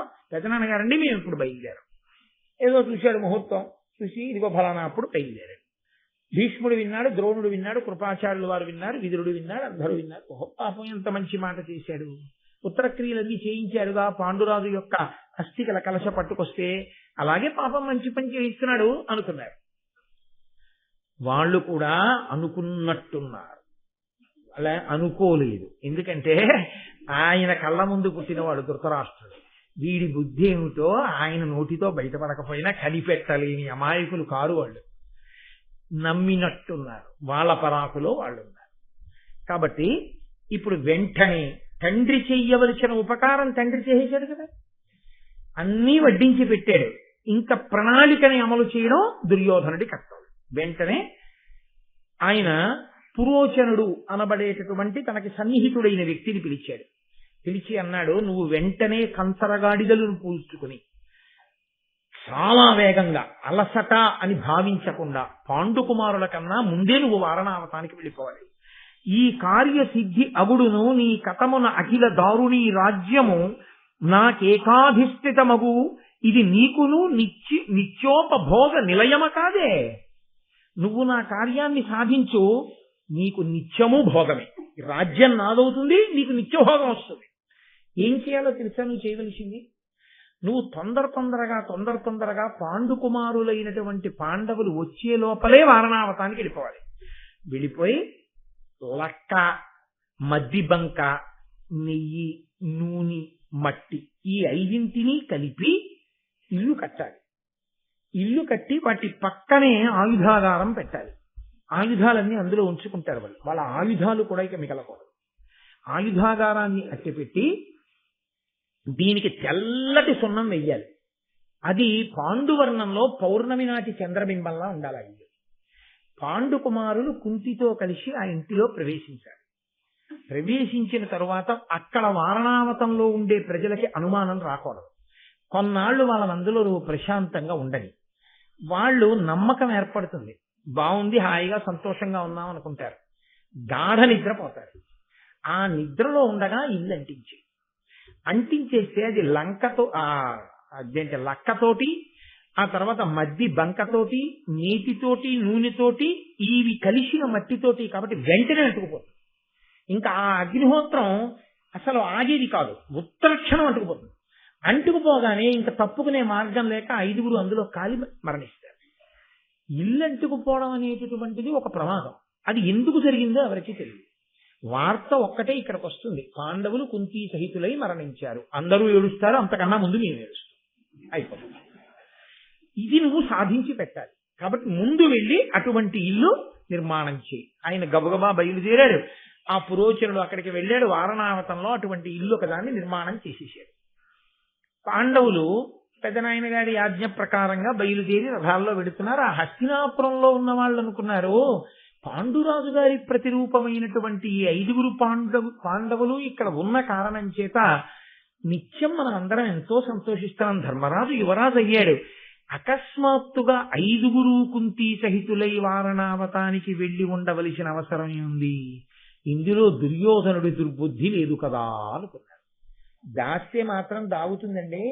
ఆయన అన్నాడు, నాకు మంచి పేరు రావడానికి ఈ మధ్య దానాలు బాగా చేస్తున్నాను నాన్నగారు అన్నాడు. దొంగ దానాలు చేస్తే ప్రజలకి తెలియదు, ఎవడు త్రికరణ శుద్ధిగా నిష్కాపట్యంగా చేస్తాడో, ఎవడు దానం చేసి ఆ తర్వాత ఏదో దృష్టిలో పెట్టుకుని దానం చేస్తుంటాడో కనిపెట్టలేదంత అమాయకుల ప్రజలు. కాబట్టి ఇప్పుడు బయలుదేరితే విదురుడు కొంత దూరం వీళ్లతో పాటుగా వచ్చి ధర్మరాజు గారితో ఎవరికీ అర్థం కాని రీతిలో మాట్లాడారు. అదో చమత్కారం. కొంతమంది మాట్లాడతారు. ఆ మాట్లాడిన మాటలు ఏమిటో ఆ మాట్లాడిన వాడికి తెలుస్తుంది, ఆ మాటలు విన్నవాడికి తెలుస్తుంది. ఆ పక్కనే కూర్చున్నా ఏమీ తెలియదు. ఏమైంది నేను అనుకున్నది, వెళ్ళానండి, కనబడ్డాడు ఆయన, కలిశారు, నేను పంపించానని చెప్పావా, అయ్యో మీరు పంపించారని చెప్పగానే ఎంత సంతోషపడిపోయాడోనండి, తప్పకుండా చేసేస్తానన్నాడు, మీరు అనుకున్న దానికన్నా ముందే చేస్తాను, చాలా సంతోషం, ఎందుకైనా మంచిది ఇంకోసారి వెళ్ళి కలు, తప్పకుండా నేను కలిసి మళ్ళీ మీతో మాట్లాడతానండి. ఇది విన్నాడు పక్కవాడు, ఏమైనా అర్థమైందా? ఈయన ఎందుకు పంపాడో, ఆయన ఎవరి దగ్గరికి వెళ్ళాడో, ఆయన ఏం మాట్లాడాడో, ఆయన ఏం చేస్తా అన్నాడో, ఎప్పట్లోపల చేస్తా అన్నాడో, ఎప్పట్లోపల చెయ్యాలో, మళ్ళీ ఈయన ఎవరి దగ్గరికి వెళ్ళాలో, ఎప్పుడు వెళ్ళాలో ఏమైనా అర్థమైందా? ఏమీ అర్థం అవ్వదు. కొందరి మాట తీరు అంత చమత్కారంగా ఉంటుంది. కొంతమంది వాళ్లే ప్రశ్న వేసుకుని వాళ్లే జవాబు చెప్తారు. నాకు ఆ విశాఖపట్నంలో ఒక కుటుంబంతో పరిచయం ఉండేది. ఏంటేంటి ఇలా వచ్చారు, ఎప్పుడు రారు మా ఇంటికి, ఇలాంటి వారు ఇలా వచ్చారు. అవును పాపం మీకు ఖాళీ ఏముంటుందండి, నిజమే పాపం, ఏదో ఎప్పుడూ ఇబ్బందిలో ఉంటారు, ఏం వస్తారు, మీ అమ్మగారు వాళ్ళు అందరూ బాగున్నారు, ఎందుకు బాగుండరు మీ అమ్మగారు, మీ అందరూ భక్తి కలిగిన కూడా సంతోషంగా, ఆవిడే ప్రశ్న ఆవిడే జవాబు, 20 నిమిషాలు ఆవిడ మాట్లాడాక నేను వెళ్ళొస్తానని అన్న తర్వాత, అవును పాపం మీరు ఎక్కడ కూర్చోడానికి ఎక్కడ, చాలా సంతోషం, ఈ విషయాలు చెప్పారనే, ఈ విషయాలు నేనేం చెప్పాను, ఆవిడే ప్రశ్న వేసుకుని ఆవిడే చెప్పేసి. అలా ఒక్కొక్క తీరు, మీరు చెప్దామన్నా అయినేది ఉండదు, ఎందుకంటే వాళ్ళకి ఆధోరణే, వాళ్ళు చెప్పారే చెప్తారు తప్ప మీరు చెప్పేది వాళ్ళు వినరు అసలు. మీరు ఒకవేళ నేనండి బస్సు, ఆ బస్సు అంటే గుర్తొచ్చింది, మొన్న ఏమైందో తెలుసా అని చెప్పి, అయ్యి బాబు అది అయ్యేటప్పటికే మీకు ఇలా 10 మాటలు చూసు, సరే అయిపోయింది కానండి, ఏం లేదు మా నాన్నగారు, మీ నాన్నగారు అంటే గుర్తొచ్చింది అయ్యో అని మళ్ళీ ఏదో చెప్తున్నారు. ఆఖరికి విసిగెత్తి మా తమ్ముడు పంపిస్తానులేండి అని మీరు వెళ్ళిపోవాలి. ఒక్కొక్కరి మాట తీరు ఒక్కొక్కటి. అందులో విదురుడు చాలా చమత్కారి, మహానుభావుడు, గొప్ప ధర్మం తెలుసున్నవాడు. ఎవ్వరికీ తెలియని విషయాన్ని వ్యూహరచన చేశానని దుర్యోధనుడు అనుకుంటున్నాడు. ఎవ్వరికీ తెలియకుండా వాడు ఏది చేస్తుంటాడో అది ఆయన కనిపెట్టి వాడు ఇది చెయ్యడానికి బహుశా ప్రణాళిక వేసి ఉంటాడు. వేసిన ప్రణాళికలో ప్రమాదము ఈ 2 రూపాల్లో ఉంటుంది. అందుకని ఈ 2 విషయంలో యామరకుండా ఉండని చెప్పాడు, ఎవరికీ అర్థం కాకుండా చెప్పాడు. అది ఏం చెప్పాడంటే, అగ్ని విషయంలో, విషం విషయంలో జాగ్రత్తగా ఉండు ధర్మరాజా అని చెప్పాడు. నువ్వు ఉండడం కాదు, మిగిలిన తమ్ముళ్ళు అమ్మని కూడా జాగ్రత్త, ఈ 2టితో జాగ్రత్తగా ఉండు, దుర్యోధనుడు నిన్నేం ఉత్తినే పంపలేదని చెప్పాడు. అది ఇంత ప్రకటనంగా అర్థమయ్యేటట్టు చెప్పలేదు, ఏదో మాట్లాడినట్టుంది ఆ మాట తీరు. కానీ విదురుడు అనవసరంగా మాట్లాడ్డాడు. విదురుడు వచ్చి మాట్లాడుతున్నాడంటే గ్రహించవలసిన సారం ఉంది. అది ధర్మరాజు గారి శీలంలో వైభవం ఏమిటో తెలుసా అండి? భారతంలో ఎదటి హృదయాన్ని 2 రెళ్ళు 4 ఎంత ఖచ్చితమో అంత ఖచ్చితంగా అంచనా వేస్తాడు. అది ఆయన శక్తి. ధర్మరాజు గారు అంత ఖచ్చితంగా అంచనా కడతాడు. ధర్మరాజు గారు అమాయకుడు కాడు భారతంలో, మీరు అది గుర్తుపెట్టుకోవాలి. ఆయన చాలా గడుసరివాడు. ఆయన ఎదుటి వారి మనస్తత్వాన్ని లెక్క కట్టడంలో ధర్మరాజు తర్వాతే. కానీ ధర్మమునకు కట్టుబడతాడు అంతే తప్ప మోసము కాపట్యమో ఆయన దగ్గర ఉండవు. ఆయనకు ఉండే గొప్పతనం అయింది. విదురుడు మాట్లాడుతున్నాడు, తనతో పాటు వచ్చి ఏదో ఉంది. విదురుడు మాట్లాడుతున్నాడంటే తన అభ్యున్నతిని కోరేవాడు, మహానుభావుడు, గొప్ప ధర్మమూర్తి.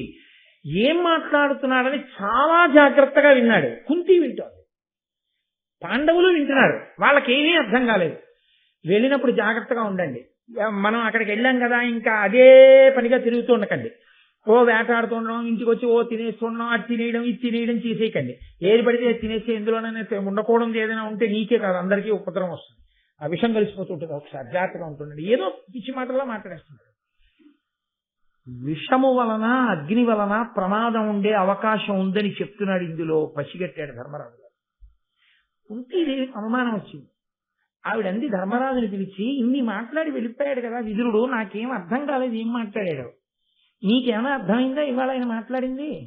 ఒకవేళ నీకు అర్థమయ్యి ఉంటే, ఏమిటా పనికి మాలిన మాట్లాడలేదండో, నీకు అర్థమయ్యి ఉంటే, నేను వినొచ్చు అనుకుంటే అది ఏమిటో నాకు చెప్పన్నాడు. ఆయన దగ్గరకు వచ్చి అన్నాడు, అగ్ని వలన విషము వలన భయం ఉందని చెప్పారమ్మా, పరాకుగా ఉండమన్నారు.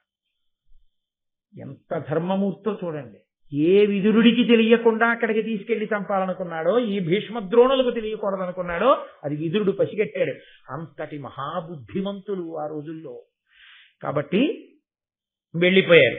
వెళ్ళిపోయిన తర్వాత వారు తాత్కాలికంగా వేరొక ఇంట్లో ఉన్నారు. వీరి కొరకు నిర్మింపబడినటువంటి విడిది ప్రవేశం చేస్తే అక్కడే ఉండాలి చాలా కాలం. కాబట్టి చాలా కాలం అక్కడ ఉండవలసిన ఇల్లు కాబట్టి ఒక సుముహూర్తం చూసుకుని అందులోకి వెళ్ళారు. బ్రాహ్మణులను తీసుకొచ్చి పుణ్యాహవాచనం చేయించి కొబ్బరికాయ కొట్టుకుని గుమ్మం దాటి ఆ ఇంట్లోకి వెళ్ళారు, లాక్షాగృహంలోకి, ఆ లక్కతో కట్టబడినటువంటి ఇంట్లోకి. వెళ్ళగానే అబ్బా చాలా బాగుంది ఇల్లు, ఎక్కడా లక్కతో కట్టినట్టు తెలియదు. ఎందుకంటే పైనంత జాగ్రత్తగా సున్నం వేశారు. లోపలికి వెళ్ళగానే ధర్మరాజు గారు భీముణ్ణి దగ్గరికి పిలిచాడు. దగ్గరికి పిలిచి చెవిలో అన్నాడు, ఈ గృహ కుజ్యంబులు లాక్షాగర్భములు ఆజ్య తైల గంధులు మరి శాస్త్రాగార సమీపము మాయాగృహమగునిది అవశ్యమగ్నేయంబై. భీమా, ఈ ఇంటిని కట్టినప్పుడు మట్టితో, మద్ది బంకతో, లక్కతో, నూనెతో, నీతితో కట్టారు. కాబట్టి ఈ ఇంటికి పక్కనే ఆయుధాగారాన్ని పెట్టారు. ఈ ఇంట ఎక్కడైనా నిప్పు రవ్వ తగిలితే ఈ ఇల్లంతా వెంటనే కాలిపోతుంది. కాబట్టి ఈ ఇంట అగ్నిహోత్రంలో మనని కాల్చడానికే ఈ ఇల్లు నిర్మించారు. నువ్వు చాలా జాగ్రత్తగా గోడ దగ్గరికి వెళ్ళి పరికిస్తే నీతి వాసన వస్తోంది గమనించు. కాబట్టి అగ్ని ప్రమాదం ఉంది, మనకి పొంచి ఉంది, ఇదే విదురుడు హెచ్చరించాడు అన్నాడు. అంటే భీముడు అన్నాడు, దిక్కుమాల దుర్యోధనుడు అన్ని ఇలాంటి పనులే చేస్తాడన్నయ్యా, అసలు మనం ఈ ఇంట్లోకి రాకముందు ఎక్కడున్నామో అక్కడికి వెళ్ళిపోయి ఈ ఇంటికి రాత్రి మనమే నిప్పెట్టేద్దాం అంటే అది ధర్మరాజు. ఆయన ఏమన్నాడో తెలియదు, బలం భీముడిది, ధార్మికమైన ఆలోచన ధర్మరాజుది, నడిపిస్తాడు. వీళ్ళు వశవర్తులు అవుతారు ఆ ధర్మానికి, అక్కడుంది విజయం అంతా. ఆయన అన్నాడు, ఇది ఎవరు కట్టించారు? మనకి విడిది అని ధృతరాష్ట్ర మహారాజు కట్టించాడు. ధృతరాష్ట్రుడు ఎవడు? మన పెదనాన్న. మన పెదనాన్నగారి పట్ల మనం గౌరవంతో ఉంటామన్న మన ధర్మానికి కదా తాతగారైన భీష్ముడు, గురువైన ద్రోణుడు, కృపుడు, పెదనాన్నగారైనటువంటి ఆ విదురుడు, ఆ పినతండ్రి గారైనటువంటి విదురుడు మొదలైన వాళ్ళు మనల్ని గౌరవిస్తారు. ఇప్పుడు మనం ఈ ఇంట్లోకి వచ్చి మళ్ళీ వెంటనే బయటికి వెళ్ళిపోయి ఈ ఇల్లు ఇవాళ రాత్రి కాల్ చేస్తే తిరిగి ఎటొస్తుంది? అంటే మేము కట్టించిన ఇంట్లో ఏదో ఉందని వాళ్లే కాల్చేశారు, ఏ ఆగ్నేయాస్త్రమో వేసి మా మీద నింద మోపాలనుకుంటున్నారని ప్రచారం చేస్తే మన వంశంలో అంతఃపురంలో పెద్ద కలతకి దారి తీస్తుంది. పెద్దలు చిన్నబుచ్చుకోరు భీష్మాదులు, ఏమిటి ఇలా దెబ్బలాడుకుంటున్నారని. కాబట్టి మనం ఇక్కడే ఉండాలి, మనం యామరపాటుతో ఉన్నట్టు ఉండాలి, కానీ పరాకుగా ఉండాలి. పగలింట్లో ఇక్కడ ఉండకూడదు, పగలంతా వేటాడడానికి వెళ్ళిపోవాలి, రాత్రి తిరిగి రావాలి. మనం నిద్రపోతున్నామని వాళ్ళు అనుకోవాలి. మనం నిద్రపోతున్నట్లు ఉంటూ అత్యంత పరాకుగా మన జాగ్రత్తలో మనం ఉండాలి. ఎవరైనా నిప్పంటిస్తారేమో చూసుకుంటూ ఉండాలి. అంటే వాళ్ళు నిద్రపోయింది ఏమైనా ఉందా ఇంకా ఇంట్లో? పగలంతా అసలు ఆ ఇంట్లో ఉండకుండా వెళ్ళిపోయేవారు వేటకి. బాగా చీకటి పడిన తర్వాత ఇంటికి వచ్చేవారు. దీని మీద పురోచనుడు చేసిన ఆలోచన ఏమిటో తెలుసా అండి? ఒకవేళ కుంతి పాండవులు కలిసి ఆ ఇంట్లో ఏం మాట్లాడుకుంటున్నారో తెలుసుకోవడానికి, కుంతీదేవికి ఉపకారం చేయడానికి, ఉపచారం చేయడానికి పెట్టినట్లుగా 5 కొడుకుల తల్లి అయినటువంటి ఒక బోయవనితని ఆ ఇంట్లో పెట్టాడు.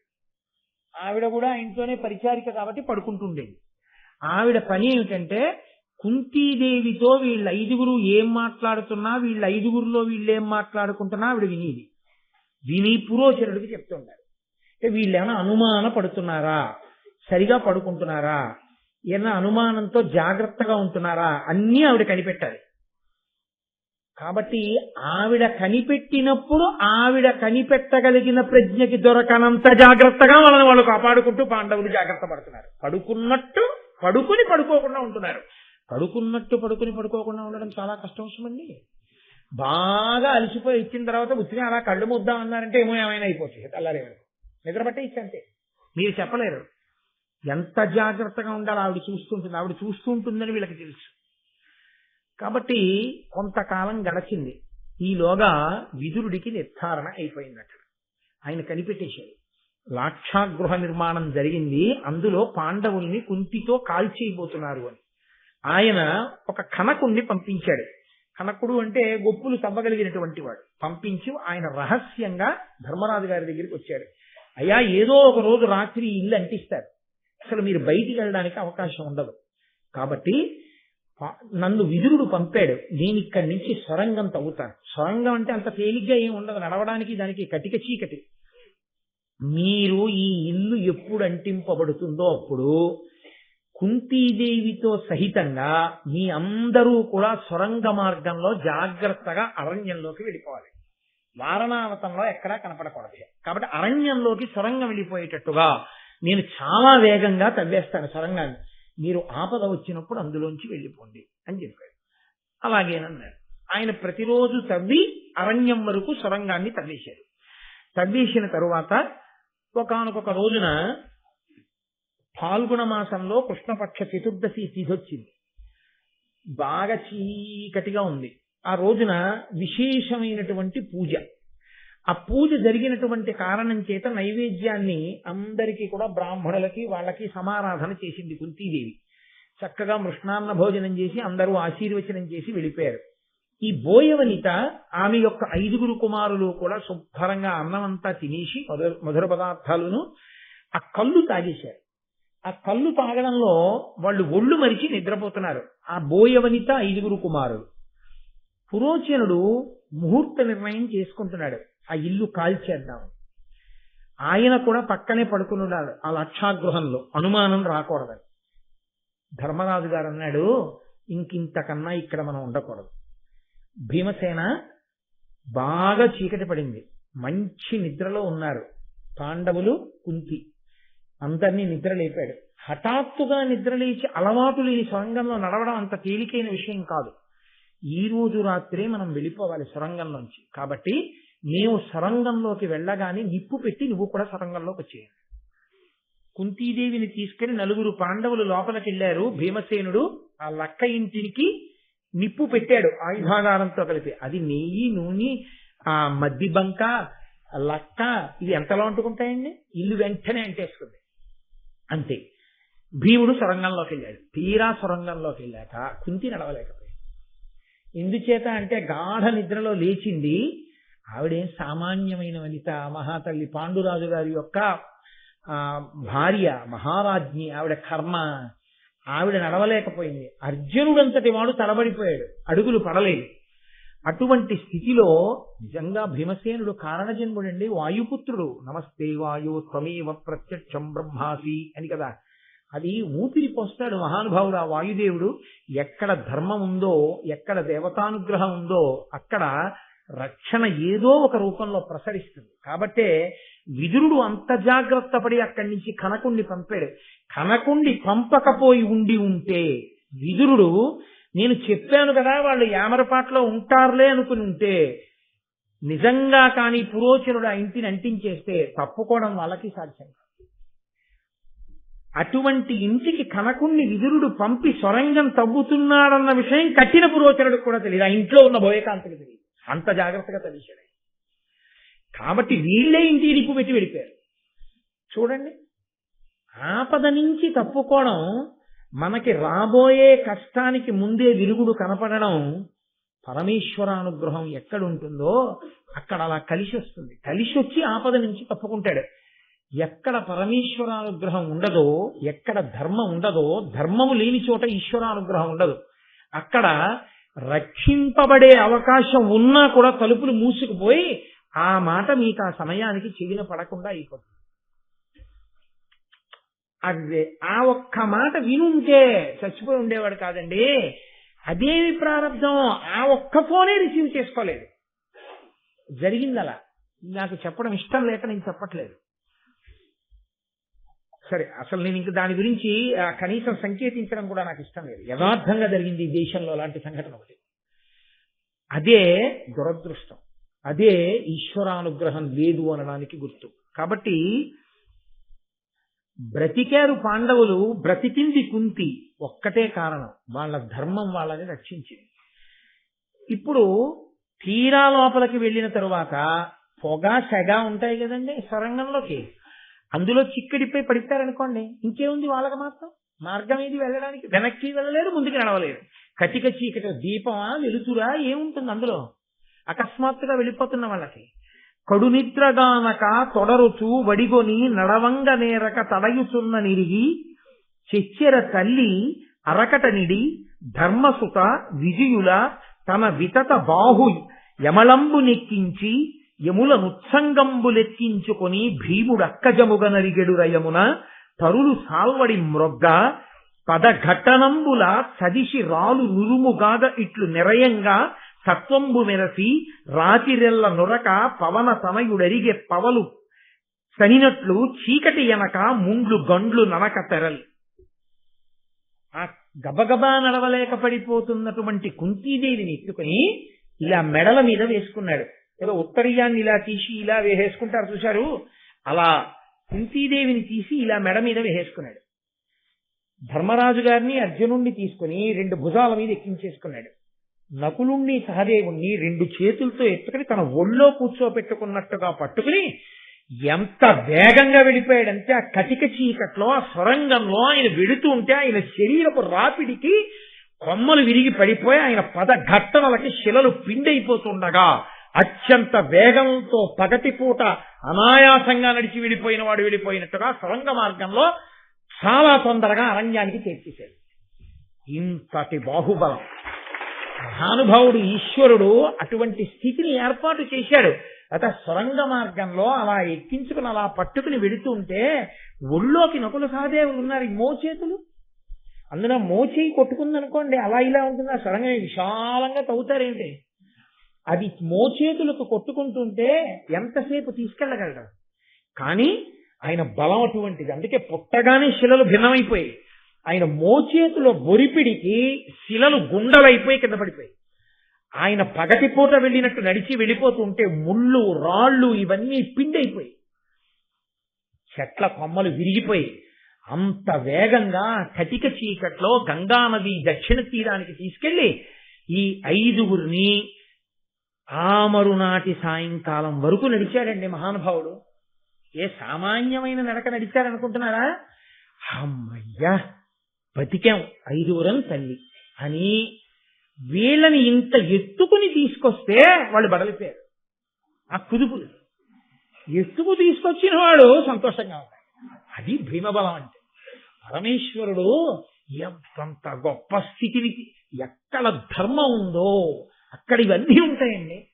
ధర్మం ఒక్కటే. అందుకే సమస్త వాంగ్మయము యొక్క ప్రయోజనం ఒక్కటే. ధర్మాన్ని పట్టుకో, ధర్మాన్ని పట్టుకో, ధర్మాన్ని పట్టుకో.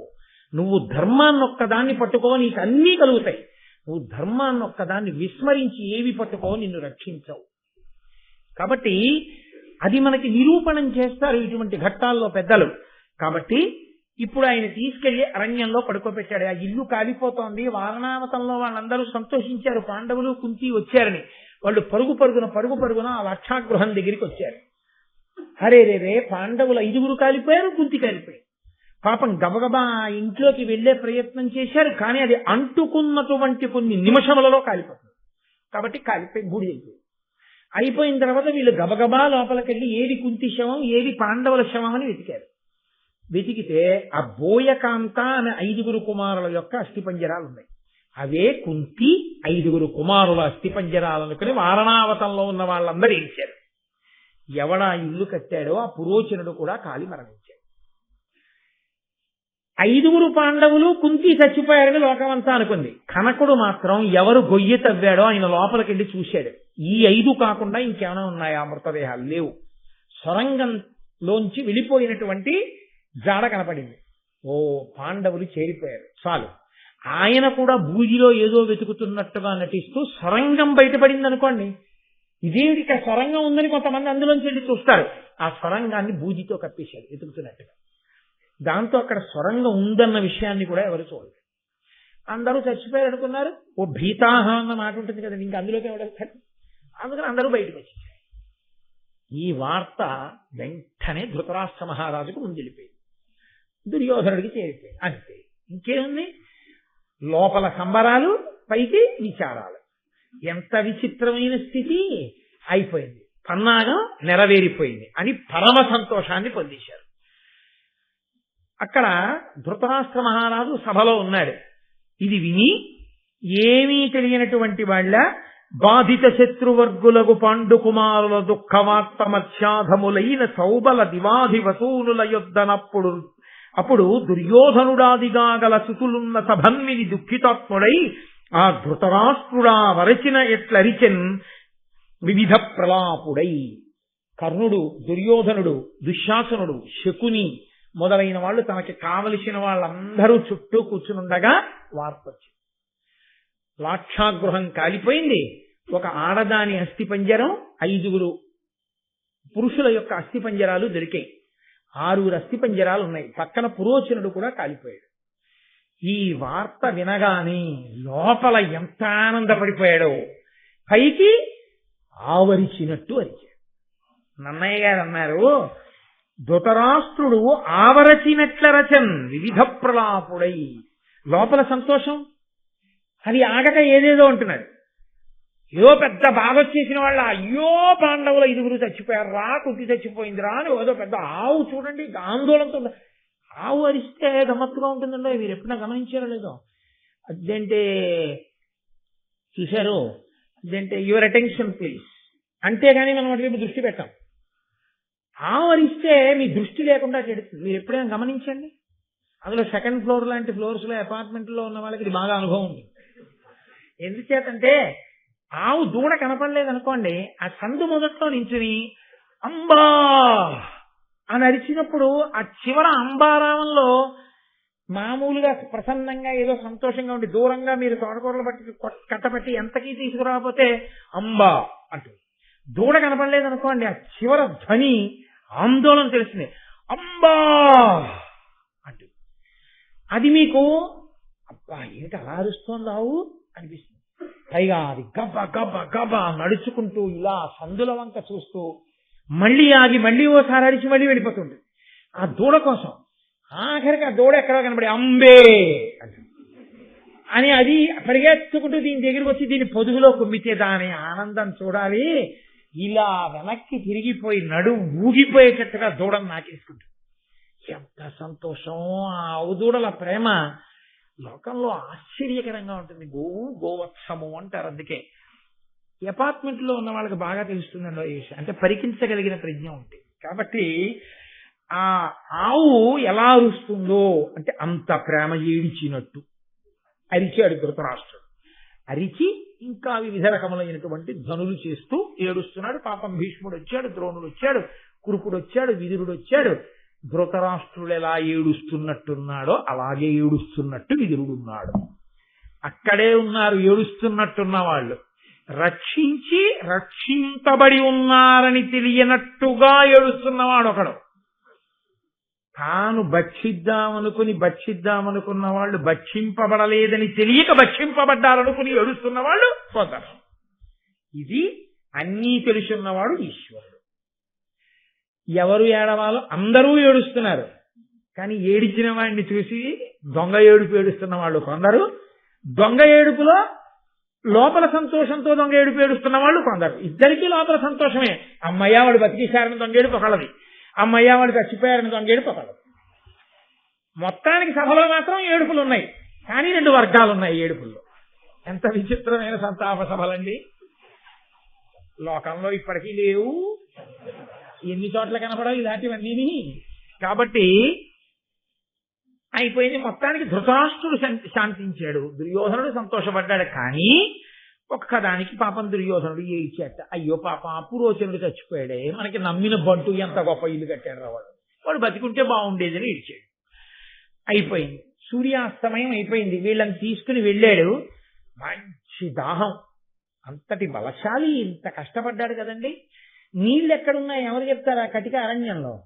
కాబట్టి వీళ్ళని చెట్టు కింద కూర్చోబెట్టి ఆయన చెట్టు ఎక్కి చుట్టూ చూశాడు. రామాయణంలో చాలా గొప్పగా ఉంటుంది. నీరు ఉన్న ప్రదేశాన్ని రాముడు ఎలా గుర్తిరిగేవాడో చెప్పడంలో అసలు ఆ లక్షణాలు వాల్మీకి చెప్తుంటే ప్రకృతి అందాలని వర్ణించడం వాల్మీకికే. అబ్బా ఏమి రామాయణం అండి నిజంగా. రామాయణం అంటే మళ్ళీ రామాయణం చెప్పే బుద్ధి వస్తుంది, అంత గొప్ప రామాయణం. కాబట్టి అందులో ఏదో రెక్కలు తెరిచిన పిట్టలు కనపడుతున్నాయి. అంటే దగ్గరలో జలాశయం ఉంది లక్ష్మణ చూడంటూ ఉంటాడు రాముడు. ఆయన చెట్టు మీద నుంచి చూస్తే బోలెడండి అరవిరిచినటువంటి తామర పూలు, కొంగలు, క్రౌంచ పక్షులు, బెగ్గురు పక్షులు ఇలాంటివి కనబడ్డాయి. ఆ పక్షులు కనబడ్డాయంటే దగ్గరలో నీళ్లున్నాయని గుర్తు. నీళ్లుంటేనే కొంగ అవి ఉంటాయి. కాబట్టి నేను ఇవాళ మధ్యాహ్నం ఇంటికి వెళ్ళా. ఆ ఇంట్లో ఈశాన్యంలో చక్కటి కొలను కట్టి తామర పూలు వేసి అందులో వాళ్ళు రంగురంగుల చేపలు వేసుకున్నారు. చిత్రం ఏంటో తెలుసా అండి? ఒక ఇంట్లో కొలను కట్టి కొలంలో తామర పూలు చేపలు వేస్తే తెలుసుకుని కొంగొచ్చి గట్టు మీద కూర్చుని పైకి వచ్చిన చేపల్ని తినేస్తే ఆ ఇంటి యజమాని ఏం చేస్తున్నారంటే ఆ కొలను మీద వల వేశారు. నేను ఇదేంటి, నీటిలో చేపలు పట్టడానికి వల వేయడం చూసాం విన్నాం, కనిపించుకుంటున్న చేపలకి మీద వలేసిన వాడు ఎవరిని మీరు చూడలేదే అని అనుమానం వచ్చి ఇది నీటి మీద వల ఏమిటి అని అడిగాను. అడిగితే అప్పుడు ఆ ఇంటి ఇల్లాలు చెప్పారు నాకు, ఏం లేదు గురువుగారు, కొంగొచ్చి ఒడ్డున కూర్చుని తినేస్తుంది చేపల్ని. 100 చేపల్లో 96 చేపలు తినేసింది, ఇప్పటికి 4 మిగిలే ధర్మార్థ కామమోక్షాల్లాగా. అందుకని వాటిని పెంచాలని మళ్ళీ కలియుగంలో ఏం చేశానంటే ఇదిగోనండి వల వేశాను దీని మీద. కాబట్టి ఇప్పుడు కొంగ తినేయలేదు. నా పక్కన ఉన్న ఆయన ఆర్గనైజేషన్ లో చాలా అంజవేషినిచి అనితర సాధ్యమైన కార్యాల నిర్వహణ ఎందు దక్షుడు, మీరు పట్టుకునే ఉంటారు. ఆయన ఈ వలకన్నంలో ముక్కెట్టి చేపతింది ఎవరి దృష్టికోణం వాళ్ళది. కాబట్టి చాలా చమత్కారంగా ఉంటుంది. మీరెక్కడుంటే అక్కడికి కొంగ వస్తుంది. కాబట్టి ఇప్పుడు ఆయన నీటి మడుగుని చూశాడు. గబగబా వెళ్ళి తాను కడుపు నిండా నీళ్లు తాగాడు. చిరుగులేనటువంటి తామరాకులు కోసి దోణెలు చేసి ఆ దోణెలలోకి నీరు పట్టాడు. తల్లికి ఆ మిగిలినటువంటి అన్నదమ్ములకి నీరు ఇవ్వడం కోసం ఆ దోణెలు నీరు పట్టుకుని వచ్చాడు. ఆయన వచ్చేటప్పటికి సూర్యాస్తమయం అయిపోయింది. అప్పటికే సూర్యాస్తమయం దాటిపోయింది. సూర్యాస్తమయం అయిపోయిందని నేనన్నంత తేలిగ్గా అందరూ అన్నయ్య గారు. సూర్యోదయ సూర్యాస్తమయాల గురించి చెప్పవలసి వస్తే దాని మీద ఉన్నటువంటి భక్తి చాలా గొప్పగా ఉంటుంది. ఋషితుల్యులైన వాళ్ళకి ఆ సంధ్యావందనం మీద అంత అనురక్తి ఉన్న వాళ్ళు సూర్యోదయ సూర్యాస్తమయాన్ని చూసే దృష్టికోణం వేరుగా ఉంటుంది. వెంటనే నన్నయ్య గారు అన్నారు, ధరణీ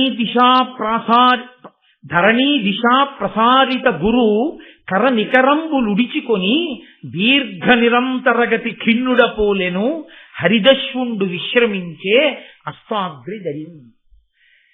ఎడతెరిపి లేని ప్రయాణం తెల్లవారుజామున మొదలుపెట్టి తూర్పు దిక్కు నుంచి అలా పశ్చిమ దిక్కు వరకు నడిచి నడిచి నడిచి నడిచి నడిచేవాడు ఏం చేస్తాడు? చేతులు ఇలా దగ్గర పెట్టుకుని నడిచాడు అనుకోండి, నడవలేడు. అందులో గబగబా నడవాలనుకున్నవాడు ఏం చేయాలి? చేతులు ఇలా పెట్టుకుని నడవడం కుదరదు. ఇలా ఇలా ఊపుకుంటూ నడవాలి. ఇలా ఊపుకుంటూ నడవడం ఏంటి? నడిస్తేనే ఊగుతాయి. ఊపుకుంటూ నడవక్కర్లేదు, ఊగిపోతాయి అంతే చేతులు. అది అప్రయత్నం. కాబట్టి ఇలా ఊపుకుంటూ నడిచినప్పుడు ఈ చేతులు ఎంత దూరం వెళ్ళగలవో అంత దూరం తరుగుతాయి. ఇలా వెళ్తున్నప్పుడు ఇక్కడ ఏదో అడుగుతుందని తగలదండి, కాబట్టి తరుగుతాయి. సూర్యనారాయణమూర్తి చేతులు కిరణములు కరములు అవి ఎక్కడి వరకు తరుగుతాయి? లోకాన్నంతటినీ తరుగుతాయి ఆయన నడుస్తున్నంతసేపు. నడిచి నడిచి అలిసిపోయిన వాడు ఏం చేస్తాడు? పడుకున్నప్పుడు అది గుహ ఏమీ చూడడం. పడుకుని ఈ కాళ్ళు దగ్గరికి పెట్టేసుకుని చేతులు 2 ఇలా దగ్గరికి పెట్టేసుకుని ఇలా పడుకుంటాడు. ఇంకా నిద్రలో ఇలా విస్తారంగా ఇలా చాపి పెట్టాడు, ఇలా దగ్గరికి లాగేస్తాడు. తెల్లవార కట్ట నుంచి సాయంకాలం వరకు నడిచి నడిచి అలిసిపోయిన సూర్యుడు పశ్చిమాద్రి అనబడేటటువంటి గుహలో కాళ్ళు చేతులు దగ్గర పెట్టేసుకు పడుకున్నాడా అన్నట్టుగా ఇంకా కిరణములు కనపడ్డం మానేసి. అంటే కాంతి కరిగిపోయింది, చీకటి పడిందనడానికి ఆయన ఎంత గొప్పగా తీసుకొచ్చారో చూడండి. అంటే ఆ సూర్యాస్తమయాన్ని అంత తాదాత్మ్యతతో కంటికి కనపడే భగవత్ స్వరూపం కదండి అది. తిక్కన గారు ఎంత గొప్పగా వర్ణిస్తారో ఆ సూర్యోదయ సూర్యాస్తమయాల్ని. కాబట్టి అలా సూర్యాస్తమయం అయిపోయింది. ఇంత జాగ్రత్తగా తీసుకొచ్చిన భీముడి కన్నా ఎత్తుకు తీసుకురాబడినటువంటి పాండవులు, మిగిలిన పాండవులు కుంతి బడలిపోయారు. వాళ్ళు ఎక్కడి వాళ్ళు అక్కడే. నిద్ర సుఖమెరగదు, ఆకలి రుచి ఎరగదు. వాళ్ళు ఆ బడలికకి ఆ చేతులకి తల కింద చేతులు పెట్టుకుని ఎవరు దొరికితే చంపేద్దామని చూడబడుతున్నటువంటి పాండవులు, ధర్మరాజు, అర్జునుడు, నకులుడు, సహదేవుడు, 4 కుంతీదేవి నిద్రపోతున్నారు. వచ్చి చూశాడు భీముడు. ఎంత బాధ కలిగిందో. ఇంత అలిసిపోయి నిద్రపోతున్నారు, లేపి నీళ్లు తాగండి అన్నం ఎందుకు, లేచాక తాగుతారులే అనుకున్నాడు. అది చాలా ప్రేమతో కూడిన మాట తెలుసండి. అమ్మ, మీరు చూడండి, ఎప్పుడైనా అమ్మ నోటి వెంటే వస్తాయి ఆ మాటలు. ఏదో ప్రయాణం చేసి వస్తాం, రాత్రి 9ంటికి వెళ్ళిపోతాం కదా, వెళ్ళిపోయిన తర్వాత గబగబా ఏ ఉందిలే ఇంత ఉప్మా చేసి పెట్టేస్తాను, తినేసి పడుకుందరుగానంటే ఏదో కారణానికి ఆ బస్సు ఎక్కడో చీకట్లో ఆగిపోయి మళ్ళీ బయలుదేరి రాత్రి ఇంటికి వచ్చేటప్పటికి 12 అయిపోయింది అనుకోండి. అమ్మ అమ్మ ఆకలమ్మ ఆకలమ్మ ఆకలమ్మ అని ఇంట్లో దిగిన పిల్లలు ఇంటికి రాగానే అమ్మ ఉప్మా చేస్తుందా, అమ్మ మజ్జిగ ఇస్తుందా ఇవి చూడరు. సోఫాలో ఓడిపడిపోతారు, మంచం మీద ఓడిపడిపోతారు, ఆ చెప్పులు ఇప్పేసి వాళ్ళు ఎక్కడి వాళ్ళు అక్కడే అలా పడుకుని నిద్రపోతారు. నిద్రపోతే అమ్మ అప్పుడు ఇంకా ఉప్మా చేయదు, గబగబా పాలు కాచేసి ఇలా ఇలా కురిపేసి చల్లార పెట్టేసి ఉప్పని ఊదేసి ఆ పాలు పట్టుకొచ్చి పిల్లల్ని చూసి, పాపం అమ్మ ఆకలి ఆకలి ఆకలి అన్నారు, ఎంతలా నిద్రపోతున్నారో, పోన్లే ఇంక రేపు ఇద్దాం పడుకొని అంటుంది. రాశీభూతమైన ప్రేమ ఉన్న చోటే ఆ మాట వస్తుంది. అది అమ్మలోంచి వస్తుంది ఆ మాట. సాధారణంగా ఇవి ఎక్కడైనా అమ్మ అమ్మే లోకంలో. అలా భీముడు ఆ పాండవుల్ని కుంతిని చూసి, అయ్యయ్యో ఎంత నిద్రపోతున్నారో, రాళ్ల మీద ముళ్ల మీద పడి నిద్రపోతున్నారు, చెట్టు కింద కటిక నేల మీద, లేచాక తాగుతారులే అని ఆ దొప్పలు అక్కడ పెట్టి చూసి ఆయన అనుకుంటున్నట్ట, త్రిభువన సామ్రాజ్య శ్రీ ప్రభుడగు ధర్మాత్మజుండు ప్రాకృత జనునట్లు అభిరూక్షతలంబున ఇట్లు అభిభూతుండగునే నిద్ర అతి ఖిన్నుండై. 3 లోకములను పరిపాలించవలసినటువంటి వాడు, యవరాజ్య పట్టాభిషేకమై అయినవాడు, కురు సామ్రాజ్యానికి యువరాజు, బడలిపోయి ఇంత ఆపద నుంచి బయటపడి కటిక నేల మీద అరణ్యంలో ఒక చెట్టు కింద తన చెయ్యి తాను తలగడాగా పెట్టుకుని, అయ్యో క్రూరమృగాలు వచ్చి ఎత్తుకుపోతాయేమో అని కూడా మర్చిపోయి అలుపెరగకుండా ఇలా నిద్రపోతున్నాడా అని అమ్మ వంక చూశాడు. ఆ అమ్మ పడుకుని నిద్రపోతుంటే అమ్మ పొట్టలో రాళ్లు గుచ్చుకుని ఉన్నాయి. ఆ పొట్ట చూడగానే తానే గుర్తొచ్చారు, తన తమ్ముళ్ళు అన్నా గుర్తొచ్చారు. మమ్మల్ని కన్న కడుపు పాండు మహారాజు గారి యొక్క పత్ని అమ్మ, అలా పడుకున్నావా అనుకున్నాడు. ప్రేమ అన్న మాటని నన్నయ్య గారు భీముడి కళ్ళతోళ్ళలోంచి చూసి మాట్లాడతారు. అందుకుని ఋషితుల్యుడయ్యాడు మహానుభావుడు. ఆ ప్రేమలు, ఆ హృదయాలు అవి అత్యద్భుతం అండి. పేదరికం అనుభవించిన అన్నదమ్ములు, అక్క చెల్లెళ్ళు అందరూ అలా కలసిమెలిసి ఉన్న రోజులుంటాయే, అవి ఎంత ఐశ్వర్యవంతులైన తర్వాత కూడా మీరు చూడండి, వాళ్ళు కలిసి కూర్చున్నప్పుడు మళ్ళీ వాళ్ళు కోరుకునేది ఏమిటో తెలుసా? ఏమీ వద్దు కానీ కాస్త వంకాయ పచ్చిపులుసు చేసి కంది పచ్చడి చెయ్యి అని. ఒరేయ్ గుర్తుందా, మనందరం కలిసి అమ్మా, మనం ఆ రోజుల్లో కూరలు ఎక్కువ తెచ్చుకోవడానికి నెలాఖరులో డబ్బులు లేకపోతే అమ్మ కూరలు లేవు అని కూడా అనకుండా చక్కగా ఉన్న ఒక పెరట్లో ఉన్న 2 వంకాయలు కాల్చి పచ్చిపులుసు చేసి కందిపప్పు పచ్చడి చేసి అమ్మ రుబ్బుతుంటే ఎంత ఘుమఘుమలాడిపోయేదో. వేడన్నం మీద కంది పచ్చడి వేసి అమ్మ నెయ్యేసి మనం కలుపుకుని ఆ పచ్చి పులుసు కలిసి దంచుకు తింటుంటే అమ్మ మనకి పెడుతుంటే ఎలా తినేవాళ్ళం రా. ఇవాళ కంది పచ్చడి వంకాయ పచ్చి పులుసు తిందాం రా. వాళ్ళందరూ కూర్చుని ఇప్పుడు వాళ్ళ ఆగర్భ వాళ్ళు ఇప్పుడు ఐశ్వర్యవంతులు. వాళ్ళు ఆ కంది పచ్చడి, ఆ వంకాయ పచ్చి పులుసు నంచుకు తినడంలో ఎంత సంతోషపడుతున్నారు. ఆ ఒకనాటి పేదరికం ఒకనాటి స్మృతిలో ఆనందదాయకమైపోయి కూర్చుంది. తీర్థయాత్రకు వెళ్ళినప్పుడు పడినటువంటి కష్టం అపురూపంగా చేసిన దర్శనం, అవదనుకున్న దర్శనం ఇంటికి వచ్చేసిన తర్వాత బాల్కనీలో కూర్చుని గుర్తొచ్చినప్పుడు ఎంతో సంతోషంగా ఉంది కదండి. అలా ఆయన కుంతి వంక చూసి అంటున్నాడు, ఇది నిండు మనసు, అత్యంత ప్రేమ, వెన్నపూస.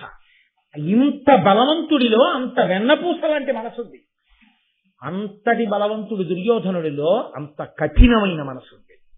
ఇది తేడా. ఆయన అన్నాడు, కుంతిభోజాధిపు కూతురు వసుదేవు చెలియలు మరియు విచిత్ర వీర్యు కోడలు కౌరవ కుల విభూషణుడైన పాండు మహాదేవి పరమ ధర్మపురులైన కొడుకుల బడసినయది పుష్ప సుకుమారతర మూర్తి శుచి పరార్చ శయన తలంబున శయనించియును నిద్ర ఓవనియది దప్పి పొంది కటిక నేల గండ్లు లొత్త నిద్రవోయినయది తల్లి కంటే నిద్ర తగిలి సుతులు వాలు మృగములున్న వనమని వగవక మరచియుండిరి ఏమి మాట్లియుకో అన్నది. భీముడి భావన అలా పద్యం కింద పడిపోయిందండి నన్నయ్య గారికి.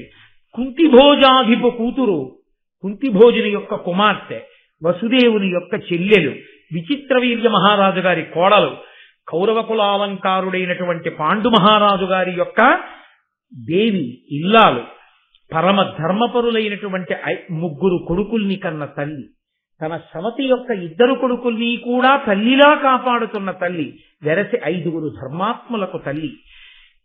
పువ్వు ఎంత సుకుమారంగా ఉంటుందో అంత సుకుమారతరమైన శరీరము కలిగినటువంటి తల్లి, శుభ్రంగా వేసినటువంటి పక్కని చూసి కూడా పడుకునేటప్పుడు అంత బాగా నిద్రపట్టని తల్లి. చాలా గొప్ప మాట సుమండి. మెత్తటి పరుపు అనలేదు, మెత్తటి పరుపు భోగకారకం. శుభ్రమైనటువంటి శయనం అంతఃకరణ శుద్ధికి, తాను ఆ సమయంలో పడుకునేటటువంటి ఆ స్థితికి యోగ్యమైనటువంటి ఉపమానం. ఎంత చక్కటి మాట మాట్లాడుతున్నాడు కదా. మా అమ్మ మెత్తటి పరుపుల మీద పడుకుంటుంది అనలేదు కొద్ది గురించి, మా అమ్మ శుభ్రమైన పడక మీద పడుకుంటుంది. అలా వేసిన పక్క పడుకోని అమ్మ, ఆవిడకి ఇప్పుడు పరుపులు అక్కర్లేదు, ఆవిడకి ఇప్పుడు భోగాలు అక్కర్లేదు, పాండురాజు గారు లేరు. ఆవిడ కోరుకునేది ఏంటంటే పక్క మీద దుప్పటి శుభ్రంగా ఉండాలి, తలగడ శుభ్రంగా ఉండాలి, గలీబు శుభ్రంగా ఉండాలి. ఒక కొడుకు దాని చేత బ్రతికిస్తాడండి తల్లిని. తాను ఎంత గొప్పగానైనా అలిసిపోనివ్వండి, అమ్మ పడుకుంటుంటే అమ్మ ఏమిటి ఆ మంచం మీద దుప్పటి ఏంటమ్మా అంత మార్చిపోయింది అంటే తల్లి ఏమంటుందో తెలుసా అండి? ఏం పర్వాలేదు రా, రేపు మార్చచ్చు, పడుకో, 9:30 అయింది, రోజు 10, 11 అవుతోంది, ఇవాళ ఏదో తొందరగా వచ్చావు, కాస్త పడుకో అంటాడు. ఆయన అంటాడు ఏం పర్వాలేదు పడుకుంటాను కానీ రే లోపల నీ ఇస్త్రీ దుప్పటి పట్టరా అని దుప్పటి తీసేసి దులిపి అమ్మ అటు పట్టుకో అన్నట్టే కొడుకుని మించి పట్టుకోమని పక్క బాగా వేసి అమ్మ పడుకో అని అమ్మ పక్కన కూర్చుని ఓసారి అమ్మ చెయ్యట్టుకుని అమ్మ ఏం తిన్నావు ఇవాళ, అమ్మ ఏంటి సంతోషంగా ఉందా, ఇవాళ భీష్మ సినిమా వచ్చిందట టీవీలో చూసావా, నీకు ఇష్టం కదూ పద్యాలు అంటే చూశానురా అని ఆ కొడుకు 4 మాటలు మాట్లాడి పక్క దుప్పటి శుభ్రమైంది వేసి వెళ్ళిపోయాడు అనుకోండి, ఆ తల్లి సంతోషంతో గాఢ నిద్రపోతుంది. అదే కొడుకు ఏటా దుఃఖిమాలని దుప్పటి ఇంట్లో ఉంటావు కదా, ఏం దుప్పటి మార్చుకోలేవమ్మా నువ్వు అని పడుకున్నాడు అనుకోండి, ఆ తల్లిని 3 రోజులు నిద్రపోదు. తల్లి ఆయుర్దాయం పెంచడం కొడుకు చేతిలో ఉంటుంది, తల్లి ఆయుర్దాయం తగ్గించడము కొడుకు చేతిలో ఉంటుంది. కొడుకు ప్రేమకి బతుకుతుంది. ఒక స్థాయిలో తల్లిదండ్రులు బతికేది కొడుకు ప్రేమకే బతుకుతారు. ఉన్నారు తెలుసా అండి మహాత్ములు, ఈ ఊళ్ళో ఉన్నారు, నేను పేరు చెప్పడం ఎందుకు. తెల్లవారుజామున 6 గంటలకి వెడితే రాత్రి 10 గంటల వరకు నేను చూస్తాను అని అనాలి. కానీ ప్రతిరోజు శివరాత్రిగా ఆయన కోసం ఎక్కడెక్కడి నుంచో వచ్చి వైద్యం చేయించుకోవడానికి ఏ హాస్పిటల్కి వెళ్తే అక్కడే బాగు తీరి నిలబడేటటువంటి పేషెంట్ల స్థితిని పొంది అంత గొప్ప వైద్యుడిగా కీర్తిగాంచినటువంటి మహాపురుషులు ఉన్నారు, ఇప్పటికీ ఉన్నారు కాకినాడలో. ఆయన తెల్లవారుజామున అభిషేకం చేసుకుని అమ్మగారికి అభిషేక తీర్థం అక్కడ పెట్టి ప్రతిరోజు రాత్రి పడుకోబోయే ముందు వెళ్ళి అమ్మ పక్కలో కూర్చుని అమ్మని పలకరించి అమ్మతో కాసేపు మాట్లాడి ఇవాళ బొబ్బట్టేసింది కోడలు తినావమ్మా అంటే ఏం తింటానరా, షుగర్ కదా తిన్నది, నీకెందుకమ్మా అని ఓ పెద్ద నవ్వు నవ్వి, నువ్వు తినే నేనున్నానుగా డాక్టర్ని వేసేస్తాను టాబ్లెట్ అని ఓ 2 బొబ్బట్టు ముక్కల నోట్లో పెట్టి ఓ టాబ్లెట్ వేసి అమ్మ చెయ్యట్టుకుని ఒక 5 నిమిషాలు మాట్లాడి వెళ్లి పడుకున్న కారణం చేత తల్లిగారు 80 సంవత్సరాలు బతికినటువంటి తల్లికి కొడుకై లోకమంత చేత కీర్తింపబడుతున్న మహాపురుషుడైన వాడు ఒకడు ఇప్పటికీ డాక్టర్గా ఈ ఊళ్ళో ఉన్నారు. పేరు నేను చెప్పక్కర్లేదు, మీరు పట్టుకుని ఉంటారు. ఇంకా నేను పేరు చెప్పవలసి వస్తే అది అమర్యాదే వస్తుంది. కాబట్టి ఉన్నారు పెద్దలు, తల్లిని ప్రేమతో బతికించుకున్న వాళ్ళు ఉన్నారు, ఇక్కడే ఉన్నారు. అనురాపు తగులుతుందని నేను చెప్పట్లేదండి. వాళ్ళు శతాయుష్కులై ఆ పిల్లల కీర్తి పొందాలి, ఆ తల్లులు అటువంటి వైభవం పొందాలి.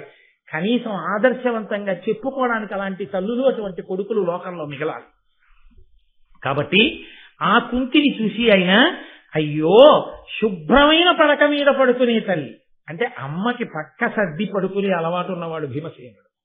కాబట్టి అయ్యయ్యో ఇటువంటి అమ్మ కటిక నేల మీద పడుకుంది. పైగా ఎలా పడుకుంది, అమ్మ పడుకున్నప్పుడు కటిక నేల గండ్లు లొక్క నిద్రపోయినది. అమ్మ నిద్రపోతుంటే అమ్మ కడుపుకి రాళ్లు గుచ్చుకుని ఉన్నాయి. రాళ్లు గుచ్చుకుని ఉంటే నిద్రపోతోంది అమ్మ. అమ్మా ఎంత అలిసిపోయావమ్మా, ఎటువంటి దానివమ్మా, 5 కొడుకుల ఉండి నిన్ను శుభ్రమైన మంచం మీద పడుకోబెట్టుకోలేకపోయావు. కటిక నేల మీద బడలిపోయి రాళ్లు గుచ్చుకుంటూ నిద్రపోతున్నావా? ఇందుకు పనికొచ్చిందా మా పరాక్రమం? ఈ బాధ కత్తి కుడపదండి దుర్యోధనుణ్ణి. అధర్మం నిలబడుతుందా? వెంటనే ఆయనకి జ్ఞాపకం వచ్చింది. ఏం అపకారం చేశాం? పెద్ద తండ్రి బిడ్డలం కదా, మా నాన్నగారు బ్రతికున్నంత కాలం అంత సేవ చేశాడు కదా, ఇంత అన్యాయం చేస్తాడా? రాత్రికి రాత్రి మమ్మల్ని కాల్చేసే ప్రయత్నం చేశాడా? మా అమ్మ కన్న కడుపు చల్లనిది కాబట్టి, భీష్మ ద్రోణ కృపాచార్య విదురాది పెద్దల ఆశీర్వచనం మాకుంది కాబట్టి, మా అన్న ధర్మం మాకుంది కాబట్టి మేము బతికి బట్ట కట్టాం. ఎక్కడో దూరంగా ధ్వని వినపడుతోంది. బహుశా ఏదో ఊరుంది ఎక్కడో. కానీ నేను పరాకుగా ఉంటాను ఈ రాత్రి. ఇది అరణ్యం. వీళ్ళు 4 నిద్రపోతున్నారు. నేను కూడా నిద్రపోతే ఇబ్బంది రావచ్చు. కాబట్టి నేను తెలివిగా ఉండి వీళ్ళు హాయిగా నిద్రపోయేటట్టుగా చూస్తాను అని తాను నిద్రపోకుండా హాయిగా నిద్రపోతున్నటువంటి ఆ మిగిలిన అన్నదమ్ముల్ని అమ్మి సంతోషంగా పడుకుంటే నేను రక్షిస్తున్నాననుకుని ఆనందంగా అమ్మయ్యా బతికి బట్ట కట్టామని చెట్టుకి వీపు చేర్చి అలా చూస్తూ ఆలోచిస్తూ సంతోషంగా ఉన్నటువంటి భీమసేనుడు చూస్తుండగా వాళ్ళు నిద్రపోతున్నప్పుడు చప్పుడు చేయకుండా మనం సభని పూర్తి చేసి వాళ్ళు లేచిన తర్వాత రేపు సాయంకాలం మళ్ళీ ప్రసంగం మొదలుపెడతాం. కాబట్టి మంగళాశాసనపరై మదాచార్య పురోగమై సర్వైశ్చ పూర్వైరాచార్యై సత్కృతాయాస్తు మంగళం. మంగళం కోసలేంద్రాయ మహనీయ గుణాత్మనే చక్రవర్తి తనూజాయ సర్వభౌమాయ మంగళం.